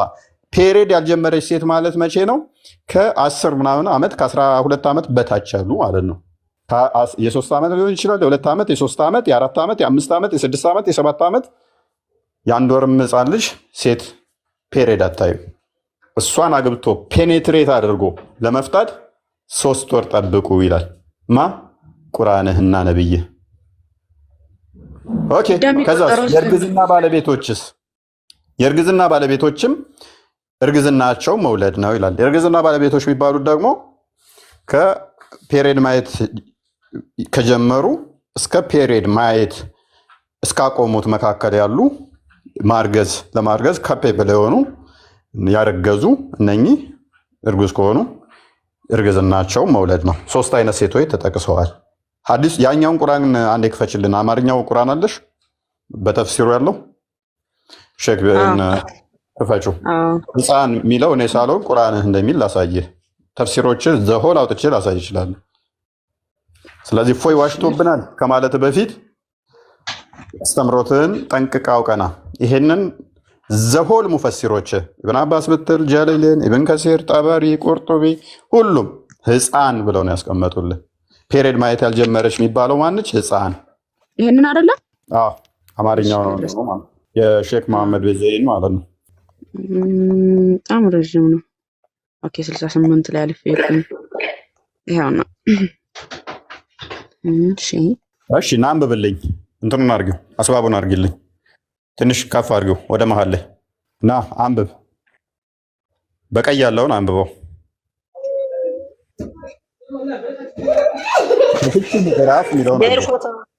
ይህን ተው እንለፈው። በቃ ነገር ያለው አይደል? ስለይዳር ወይም 3 ጊዜ የወር አበባ ማየት አለ፣ ያለበለዚያ 3 ወር መጠበቅ አለባት ነው የሚያወራው። ስለዚህ ነው አይታየኝም ጥያቄ። ይሄ አጋንንት የተጠዋወተው ጭንቅላትን ጠርቤ ሰራዋለሁ። አንብብ ነው ያለው። አረበኛ አችል አማርኛ እንኳን መረዳት ማችል አንተ እንዴት እውቀት አለ? አንብብ እንደ ነብዬ ኡሚ አቱን አንብብ። እንደገና አሩትና ማሩት የሚል እንትን መላኢካዎች ልኮ ስለ ጥንቆላ ያስተምራል የምትለውም ጠቅሼዋ ያን አይልም እንደዛ። እባክህ አንብብ። ይሄንን በቀራ ላይ ነብይ አላህ ማሩትንና አሩትን ልኮ ጥንቆላን ያስተማረ ነብይህን 3 ዓመት ድረስ ግለ ወሲብ እንዲሰራ በጥንቁልና ውስጥ ሆኖ ያደረገው አላህ ነው። ከአጋንንት የሚያስጥል አምላክ ማለት ነው። አሁን ይህንን አንብብ። አሩትና ማሩት ጋር ምትሄድ እሄድላለሁ፣ ችግር የለውም። ይህን አንብብ ቅድሚያ። በጣም ተዋሻለህ። አማርኛ እንኳን ማችል፣ አረበኛ ማችል፣ እንግሊዘኛም ተወላጋጅ አንብብ። እሺ አማርኛ አችልም፣ ወላሂ አችልም። እኔ ማለት ስለምከታተል አልችልም። እንደ ነብይ ማንበብና መጻፍ ስለማልችል ነው። ሳሂህ ቡኻሪ 1913 ላይ እኔም ተከታዮችም መሀይም ነን መጻፍና ማንበብ ማንችል ብሎ ስላለ እኔ በነብይ ሱና ተከታይ ስለሆንኩ ነው። አንብባው ነን እናትችልም። እኔ እኮ አንተ ብዙ ጥያቄ ስላለኝ ነው። ይሄን በኋላ እኮ ሁሉንም ላነብልህ ነው ልጠይቅህና እኔ ማይክ ያዝ አንብብላቸው ማማይ። እሺ ከፍቺ ምዕራፍ 4ኛው አንቀጽ የወረደበት ምክንያት በአልበቀራ 222ኛው ቁጥር ላይ ያለው አንቀጽ ሲወርድ ሐሊድ ቢን ዑመር ቢን አልጀማዓ ቢን ቀይስ አልአንሳሪ የተባለ ሱሐቢ ለነብዩ የወር አበባ የማታይ አሮጊት የወር አበባ ያላየች ህፃንንና እርጉዝ ሴትን የወር አበባ ምን ያላለች ያላየች ህፃን እሺ ያቺ አደፋ ያላየች የተባለችው የወር አበባ ያላየች ህፃን ናት ማለት ነው። የወር አበባ ያላየች ህፃንና እርጉዝ ሴት እንዴት ሊሆን ነው ኢዳዋ የምትቆጥረው? በዚህ ህግ አልተጠቃለለም እየተባለ በመዲና ሴቶች ዘንድ እየተወራ ነው ብሎ ሲጠይቃቸው ነው ይህ አንቀጽ የወረደው ይላል ዋሂዲና አልዋሂዲና አልሲዩጢ ማለት ነው። አልጀለለ 3 ወር መጠበቅ አለባት ነው የሚለው። 3 ወር ስለ 3 ጊዜ አደፍና ስለ 3 ወር አደፍን ያላየች የተባለችው ህፃኗ ነች፣ ህፃን ልጅ ነች። እሱ ልንመጣበት ነው ጥያቄው። የተባሉት አሮጊቶች ናቸው ወንድማችን። አደፍን አይተው እኔ እኮ ልጠይቃችሁና ላመጣው እኮ ነው፣ ሁሉንም ልነግራችሁ እኮ ነው። መጀመሪያ አዳምጡኝና ሁሉንም እሱ ነው አብረን ልናነበው ነው። ከንቱኑ ጀምረን ማስተማርና ዲፌንድ ማድረግ። አሁን አደፍን ያላየች የተባለችው ምንድነች? አደፍን ያላየች የተባለችው ምንድነች? ማሚው ስምሽ ልንመጣበት ነው። የወር አበባ ያላየች ነው። አይተው ያቋረጡ ደግሞ አሮጊቶች ናቸው። ልንመጣበት ነው። ለዚህ በቁርአን መሰረት በቁርአን እቺ አደፍን ያላየች ሴት ደግሞ ግንኙነት ተደርጋለች ባይዘው። ምክንያቱም ኢዳ የሚቆጠረው ግንኙነት ሲደረግ ስለሆነ በሱረቱል አህዛብ ቁጥር 49 መሰረት ርብቃ የምትባለው በ3 ዓመት ያገባችው ምን ሆና ነው? ከእናንተ ላይ ነው እንደዚህ የማይሆን ማስረጃ አምጣ እስቲ ነው ላስፋክ። ማስረጃ አምጣ እስቲ ክፈት። ርብቃ በ3 ዓመት በ37 ተወልዶ ስትወልድ 37 ክፈት ማስረጃ እየነገርኩሽ እኮ ነው። ክፈት ማስረጃው እኮ ለተናገርከው ልክ እኛ ማስረጃ አውጥተን እንደምናሳየው እንደዚህ ይኸው ህዝቡ ፊት ይኸው ማስረጃችን ለምንናገረው ነገር ብለን እንደምናሳየው አንተ ማስረጃ አይልም ነው የምትይው። ግን በ37 ወደ 37 ዓመት ነበር በ40 ዓመት አገባው 40 ዓመት አገባት ይላል። አሳየን እኮ የለም በይኝና አላሳይሽ። የለም አሳየን። ተለበ ውሸታችሁ ራሱ እዚህ ከራሳችሁ መጽሐፍ ራሱ ዋሻላችሁ። አሳየን። አምጣ ሻዳ ዝላለሁ እኔ ሻዳ ይዤልህ ከነብዬ ጋር እንደ በቆሎ እሸት እጠበስልሃለሁ በጋነም ውስጥ። አይልም ካልክ አሳያለሁ ማልና አላሳይህ። አይልም አሳይ። እስኪ እግዚአብሔርን በል ነው በምንድን ኢየሱስን በል እስኪ። አይልም እያልኩ መማል አይጠበቅብኝም። እኔ ማል አይፈቀድልኝም እኮ ማል እውነትን ከሆነ ማል እኔ ነብዩን አይደለሁም ለላሩም ለሽም የምለው እኔ ነብይህን አይደለሁም። ሱራ 3:61 ላይ ና እንወያይ ሲሉት እንማል የሚለው ነብይህ ነው። ለማንኛውም ስታክስ የሚለው ለማልለት አለክላኪ በሆኑት ፈረሶች አለክላኪ በሆኑት ፈረሶች እምላለው በሱራ ስንት ወይ አረበኛ አትችል አረበኛ እኮ አትችል። አሳየን ክፈትና አሳየን። ያው ማሉ ብለናል። በቅንፍ ያለው አለ በቅንፍ ያለው ይሄ አትሰማም እንዴ? ማሉ ብለናል። በረፋዱ ምላለው በሱራ 81 ቁጥር 12 ጀምሮ አላህ እንደሚለው በረፋዱ ምላለው ጸጥ ባለ ጊዜ ምላለው ብሏልና ይሄው በረፋዱ ምላለው ጸጥ ባለ ጊዜ በሯጮቹ ፈረሶች ምላለው አሳየን። ቶሎ ይሄን ብታስተምር እሱ ይላል። አሁን ፈጣሪ እኮ ነው ታዲያ የሚለው። ይሄው ማሉ ብለናል ምያለው አሳየኝ። አይልም በይኝና አላሳይሽ። እግዚአብሔርን አይልም ይሄው ማልኩ አይልም። ወረኛ ነሽ እሺ። አረበኛማ አትችሉ እንኳን አረበኛ ችሎ ባይሆን አለ አይደለም እንት ማለት ጥሩ ነው። ውሸት ለማውራት ምን ችግር ምን እንትና ተጠማለው እንዴ? በል ከዛሬ ጀምሮ የቤት ስራ ተሰጥቷል። ትንሽ ለማጥናት ሞክር እሺ። ትንሽ ፍንጭ አሳይተናል፣ ቢያንስ አሳይተናል። ቁርአንህን አደፍ ያላዩ ህፃናትን ወስዶ መድፈር እንደሚቻል ቁርአን ይፈቅዳል። ይሄንን ቢያንስ ስታይ አእምሮ ካለ እንዴት ይሄንን ሊፈቅድ ይችላል? ይሄ አምላክ የመጣ መለኮታዊ ራእይ ነው ወይ ብለህ አእምሮህን ለመጠቀም ሞክር። ሰሞኑን አይፈቅድም ቁርአን። አደፍ ያላዩ ሴቶችን አግብቶ መፍታትን ግንኙነት ማድረግን አይፈቅድም ቁርአን። እፎይ ከፈቀደ ከብዙ ቅጥፈቶችሽ ልጀምርና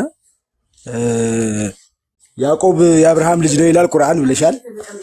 ይሄንን ያለ አውዱ አምጥተሽ ቀጥፈሽበታልና ኦኬ እንሄድበታለን። አሁን ግን እኔ አወራለሁ፣ ችግር የለውም። እኔ ለሰራሁት ቪዲዮ እኔ ነኝ የማወራክ፣ እሺ እፎይ አይደለም የሚያወራክ፣ እኔ ነኝ። አሁን እፎይ ያወራኝ አላልኩም፣ አንቺ እንድታወሪ ነው። እኔ ሲጀመር እፎይ ከፈቀደ ይሄን እዚህ ላይ አውሪበት ነው ያልኩት።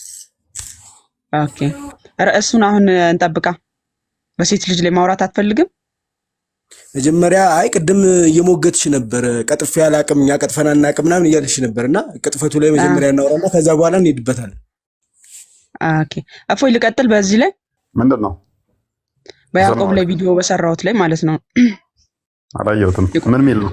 የቁርአን ስህተት ያዕቆብን የአብርሃም ልጅ ይለዋል ብዬ ሰርቻለሁና ርዕሳችሁን ካላስቀየርኩ ብቀጥልበት ደስ ታዲያ ከፍ አድርጌና ያዕቆብ የአብርሃም ልጅ አይደለም የሚል ያሳየና አሳየን እስኪ። ቁርአን ላይ ያዕቆብ የአብርሃም ልጅ አይደለም የሚል አሳየንስ። ኖ ዞስ who are something shall have the burden of proof። መጀመሪያ እሱን ፕሩፍ ታርግ፣ ከዛ በኋላ እኔ ደግሞ እሱን አሳያለሁ። የአብርሃም ልጅ ነው የሚል አንቺ አሁን አሳየው፣ ችግር የለውም። የሳራ ልጅ እንደሆነ አይደለም የሚለውን ቀጣይ ታመጣለህ አንተ። 1171 ላይ ቲንክ ሱረቱል ሁድ። እሺ እንዲህ ይላል ከቁጥር 69 ጀምሮ ወደ ኢብራሂም የመጣ ብስራት አለ። መልእክተኞቻችንም ኢብራሂምን በልጅ ብስራት በእርግጥ መጡት፣ ሰላም አሉት፣ ሰላም አላቸው። ጥቂትም ሳይቆይ ወዲያውኑ የተጠበሰ ወይፈን አመጣ፣ ኢብራሂም ማለት ነው።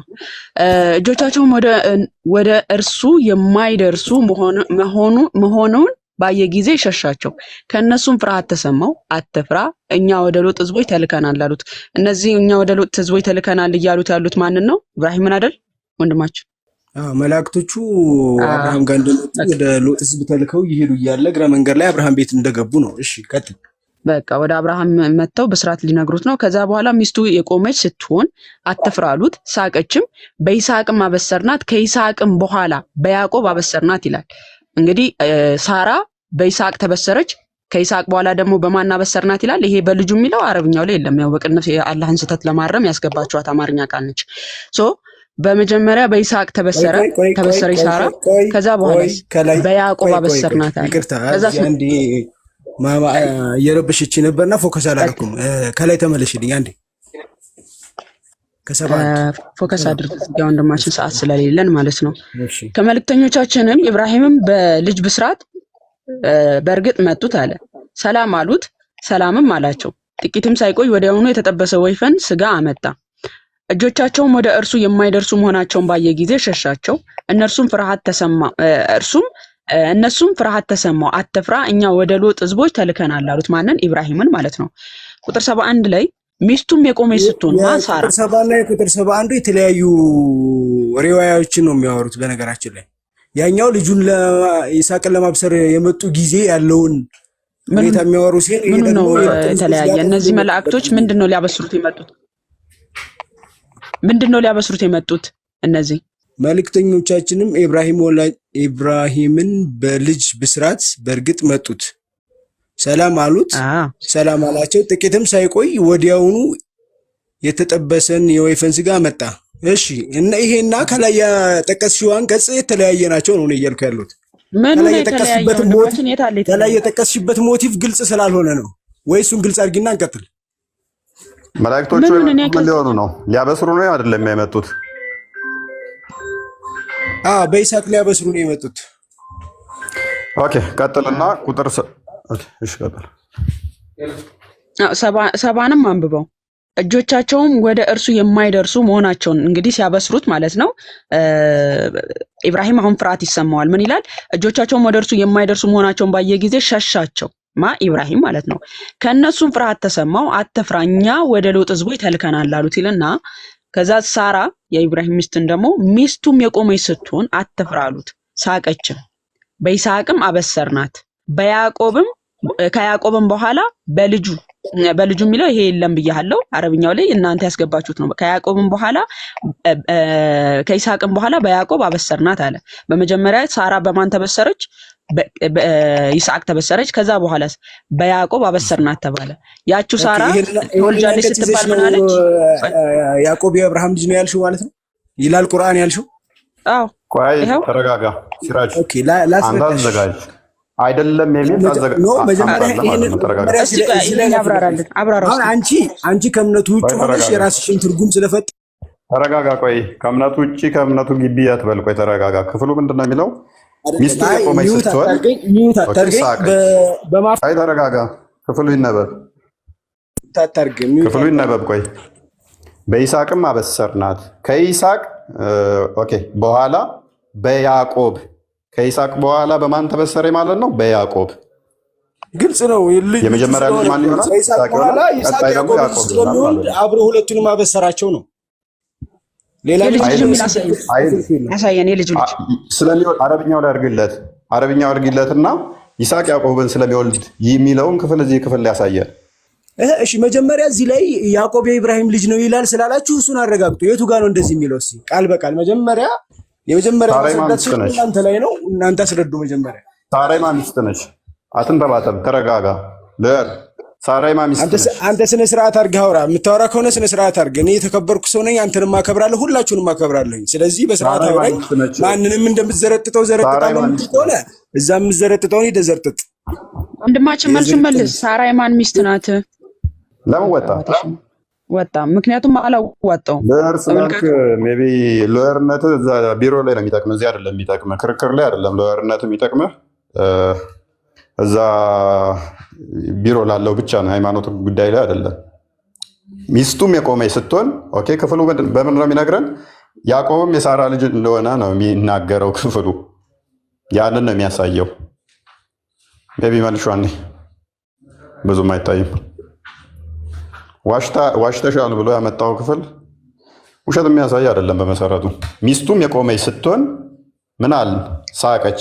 በይስሐቅ አበሰርናት ከይስሐቅ በኋላ በያዕቆብ ከተባለ ስለ አንዱ አካል ስለ ሳራ እየተነገረ ነው። በይስሐቅ አበሰራት፣ ከይስሐቅ በኋላ ደግሞ በያዕቆብ። እንደተሳሳተ የምታውቁት እኮ ማለት ነው። እንደተሳሳተ የምታውቁት አስቸጋሪው ፓርት ደግሞ ምንድነው? እሱ ያዕቆብ ሲወለድ ሳራ የለችም። በነገራችን ላይ ያዕቆብ ሲወለድ ሳራ የለችም። ስለዚህ ለሞተ ሰው ተበሰረ ተብሎ ሊነገርለት አይቻልም። በልጅ ልጁ ለዛ ለማለት ነው ቢል እንኳን ታሪካዊ ስህተት ይሆናል። ታሪካዊ ስህተትም ይኖረዋል ማለት ነው። አይ ቲንክ ዘፍጥረት ምዕራፍ 22 ላይ ስትመለከቱ ከዛ በኋላ ዘፍጥረት ምዕራፍ 20 ላይ ዘፍጥረት ምዕራፍ 25 ላይ ታሪኮቹን ስታዩቸው ዘፍጥረት ምዕራፍ 17 ላይ እነኝህን ታሪኮች ታገኙታላችሁ። አብርሃም ይስሐቅን ወደ ሞሬ ተራራ ዞት ሄደው ከ13 እስከ 14 ባለ እድሜ ውስጥ ነው ኦን አቨሬጅ ማለት ነው። ሙስሊሞቹ 40 ዓመት ብለው ነው የሚሰሩት። መጽሐፈ ቀለሜንጦስ ምዕራፍ 5 ቁጥር 6 ወይም ቁጥር 5 ላይ ባልሳሳት በ12 ዓመቱ ወደ ሞሬ ተራራ ዞት እንደሄደ ይናገራል። መጽሐፈ ኩፋሌ ላይ ደግሞ ካልኩሌሽኑን ስትሰሩት አክቹዋሊ ቼክ ማድረግ አለብኝ። ካልኩሌሽኑን ሰርቸው 14 ዓመት ይመጣል። 14 ዓመት ብቻ ከ14 ዓመት እስከ 13 ዓመት ነው የሚመጣው። ስለዚህ እዛ ጋር ይህንን እድሜ ካገኛችሁ ርብቃን በ3 ዓመት ነው ያገባት የሚለውም ፉርሽ ይሆናል ማለት ነው። እድሜውን ማግኘት ከተቻለ ወደ ሞሬ ተራራ ላይ ይስሐቅ ሲሄድ ስንት ዓመቱ ላይ ነው? እነሱ 37 ዓመቱ ላይ ነው ብለው ነው የሚሰሩት። ከዛ በኋላ በ40 ዓመቱ ላይ ያገባ ስለሚል ከሞሬ ተራራ ላይ ሲመለስ ዘፍጥረት ምዕራፍ 22 ከተመለሰ በኋላ ለአብርሃም የወንድሙ ልጅ ለሚልካ ልጆች የተወለዱለት ብሎ የሚተርከው ክፍል ይመጣል ማለት ነው። ከዛ የባቱኤል ልጅ ደግሞ ርብቃ ትመጣለች ማለት ነው። ከዛ ኔክስት ምዕራፍ ላይ ደግሞ አይ ቲንክ ዘፍጥረት ምዕራፍ 20 ላይ ነው እንትና ትሞታለች፣ ሳራ ትሞታለች ቁጥር 1 ላይ ማለት ነው። ከዛ በኋላ ዘፍጥረት ምዕራፍ 24 ላይ ይመስለኛል ከቁጥር 1 ጀምሮ እሷ ከሞተች ከ3 ዓመት በኋላ ለይስሐቅ ሚስት ፍለጋ ይኬዳል ማለት ነው። ስለዚህ ሳራ ከሞተች በኋላ ነው ኢቭን ይስሐቅ ያገባው። አግብቶ ደግሞ የወለደው ደግሞ መቼ ነው? ከ20 ዓመት በኋላ ነው ልጅ የወለደው። አንድ ሴት ሞታ ኢማጂን ከ23 ዓመት በኋላ ተበሰረች ተብሎ ሊነገርላት አይችልም።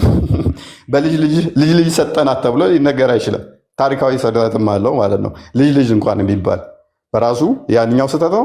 በዚህኛውም ብንሄድ ደግሞ ስህተት ነው። ከሞተች ከ23 ዓመት በኋላ የልጅ ሰጠናት ተብሎ ይባላል። መዝሙር ዘማርያም እንደዛ ይባላል? ኧረ በፍጹም። ለርብቃ ደግሞ ቢል እንኳን ቢያንስ ይሆን ነበር። ለያዕቆብ ርብቃ ነች መበሰር ያለባት እኮ ለዛ ነው። ርብቃ 3 ዓመት እድሜ ነች ያኔ እያሉ እንደገና ደግሞ ግን አሰይቼ ማለፍ የምፈልገው ምን መሰላችሁ? እዚሁ ጋር ስህተቱን ስለገባቸው አረብኛ ላይ የሌለን ቃል በቅንፍ አስገብተዋል፣ በአማርኛ ማለት ነው። ልጁ የሚል አሁን በልጁ የሚል አረብኛው ላይ የለም አይደለ? በቅንፍ ግን በአማርኛው ላይ አስቀመጠ። ለምን ሲባል ምክንያቱም እዚህ ጋር እነዛ መላእክቶች እነዚህ ብስራት ሊሰጡ የመጡት መላእክቶች በይስሐቅ አበሰርናት ካለ በኋላ ከይስሐቅም በያዕቆብ አበሰርናት ካለ ይስሐቅ የያዕቆብ ወንድም ነው የሚለው ጥያቄ ይመጣል ማለት ነው። ስለዚህ ያ እንዳይመጣባቸው በልጁ የምትለዋን አረብኛ ሲባል ተባለች ልጅ እሷ ይህም ባሌ ሽማግሌ ሆኖ ሳለ ወልዳለሁን፣ ይህ በእርግጥ አስደናቂ ነገር ነው አለች። በማበሰር አረበኛውን አንብቢው እስኪ። በይስሐቅ ስትባል እንዴ እኮ አረበኛውን እንዴት ብዬ ወልዳለሁ በማለት ሳራ ስትመልስ እንመለከታለን። ምን ይላል? ያው አንብቢልን ሪሃን። ወደ ርዕሳችን እንመለስና ላውራሽ ስላለ ነው የከፈትነው እንጂ ርዕሳችን በሴቶች ዙሪያ ነው። ለማንኛውም ቁርአን ግልጽ ስህተት ተሳስቷል። በቃ ግልጽ የሆነ ኮራጁ ሰነፍ ተማሪ ነው። አለቀ። ዘፍጥረት ምዕራፍ 25 ቁጥር ስንት ላይ ነው? ቁጥር 19 ጀምሮ ስትመለከቱ የአብርሃም ልጅ የይስሐቅ ትውልድ ብሎ ይናገርና ትውልድም ይህ ነው። አብርሃም ይስሐቅን ወለደ። ይስሐቅም 40 ዓመት ሆኖ ርብቃን አገባ። እርሷም በሁለት ወንዞች መካከል ያለ የሶርያዊ ባቱኤል ልጅና የሶርያዊ ላባ እህት ናት። ይስሐቅም ስለሚስቱ ወደ እግዚአብሔር ጸለየ፣ መካን ነበረች። እግዚአብሔርም ተለመነው። ርብቃም ሚስቱ ጸነሰች፣ ልጆችም በሆዷ ውስጥ ይገፋፉ ነበር። እሷም እንዲህ ከሆነ ይህ ለእኔ ምኔ ነው አለች። ከእግዚአብሔር ትጠይቅ ዘንድ ሄደች። እግዚአብሔርም አላት፣ ሁለት ወገኖች በማኅፀንሽ ናቸው፣ ሁለቱም ሕዝብ ከሆድሽ ይከፈላሉ። ሕዝብም ከሕዝብ ይበረታል፣ ታላቁም ለታናሹ ይገዛል። ትወልድም ዘንድ ዘመኗ በተፈጸመ ጊዜ እንሆ በማኅፀኗ መንታ ነበሩ። በፊትም የወጣው ቀይ ነበር፣ ሁለንተናውም ጠጉር ለብሶ ነበር። ስሙም ኤሳው ተባለ። ከዚያም በኋላ ወንድሙ ወጣ፣ በእጁም የኤሳውን ተረከዝ ይዞ ነበር፣ ስሙም ያዕቆብ ተባለ። ስለዚህ የርብቃ ልጆች ኤሳውና ያዕቆብ እንደሆኑ ነው እንጂ ይስሐቅና ያዕቆብ የአብርሃም ልጆች ናቸው የሚል ይሄ የቁርአን ትምህርት ነው። እንግዲህ ቁርአን መጽሐፍ ቅዱስን አርማለሁ ብሎ መጥቶ ራሱ በመጽሐፍ ቅዱስ እየታረመ ታገኙታላችሁ። ለማንኛውም ቀጥሉ። መጣው አንዴ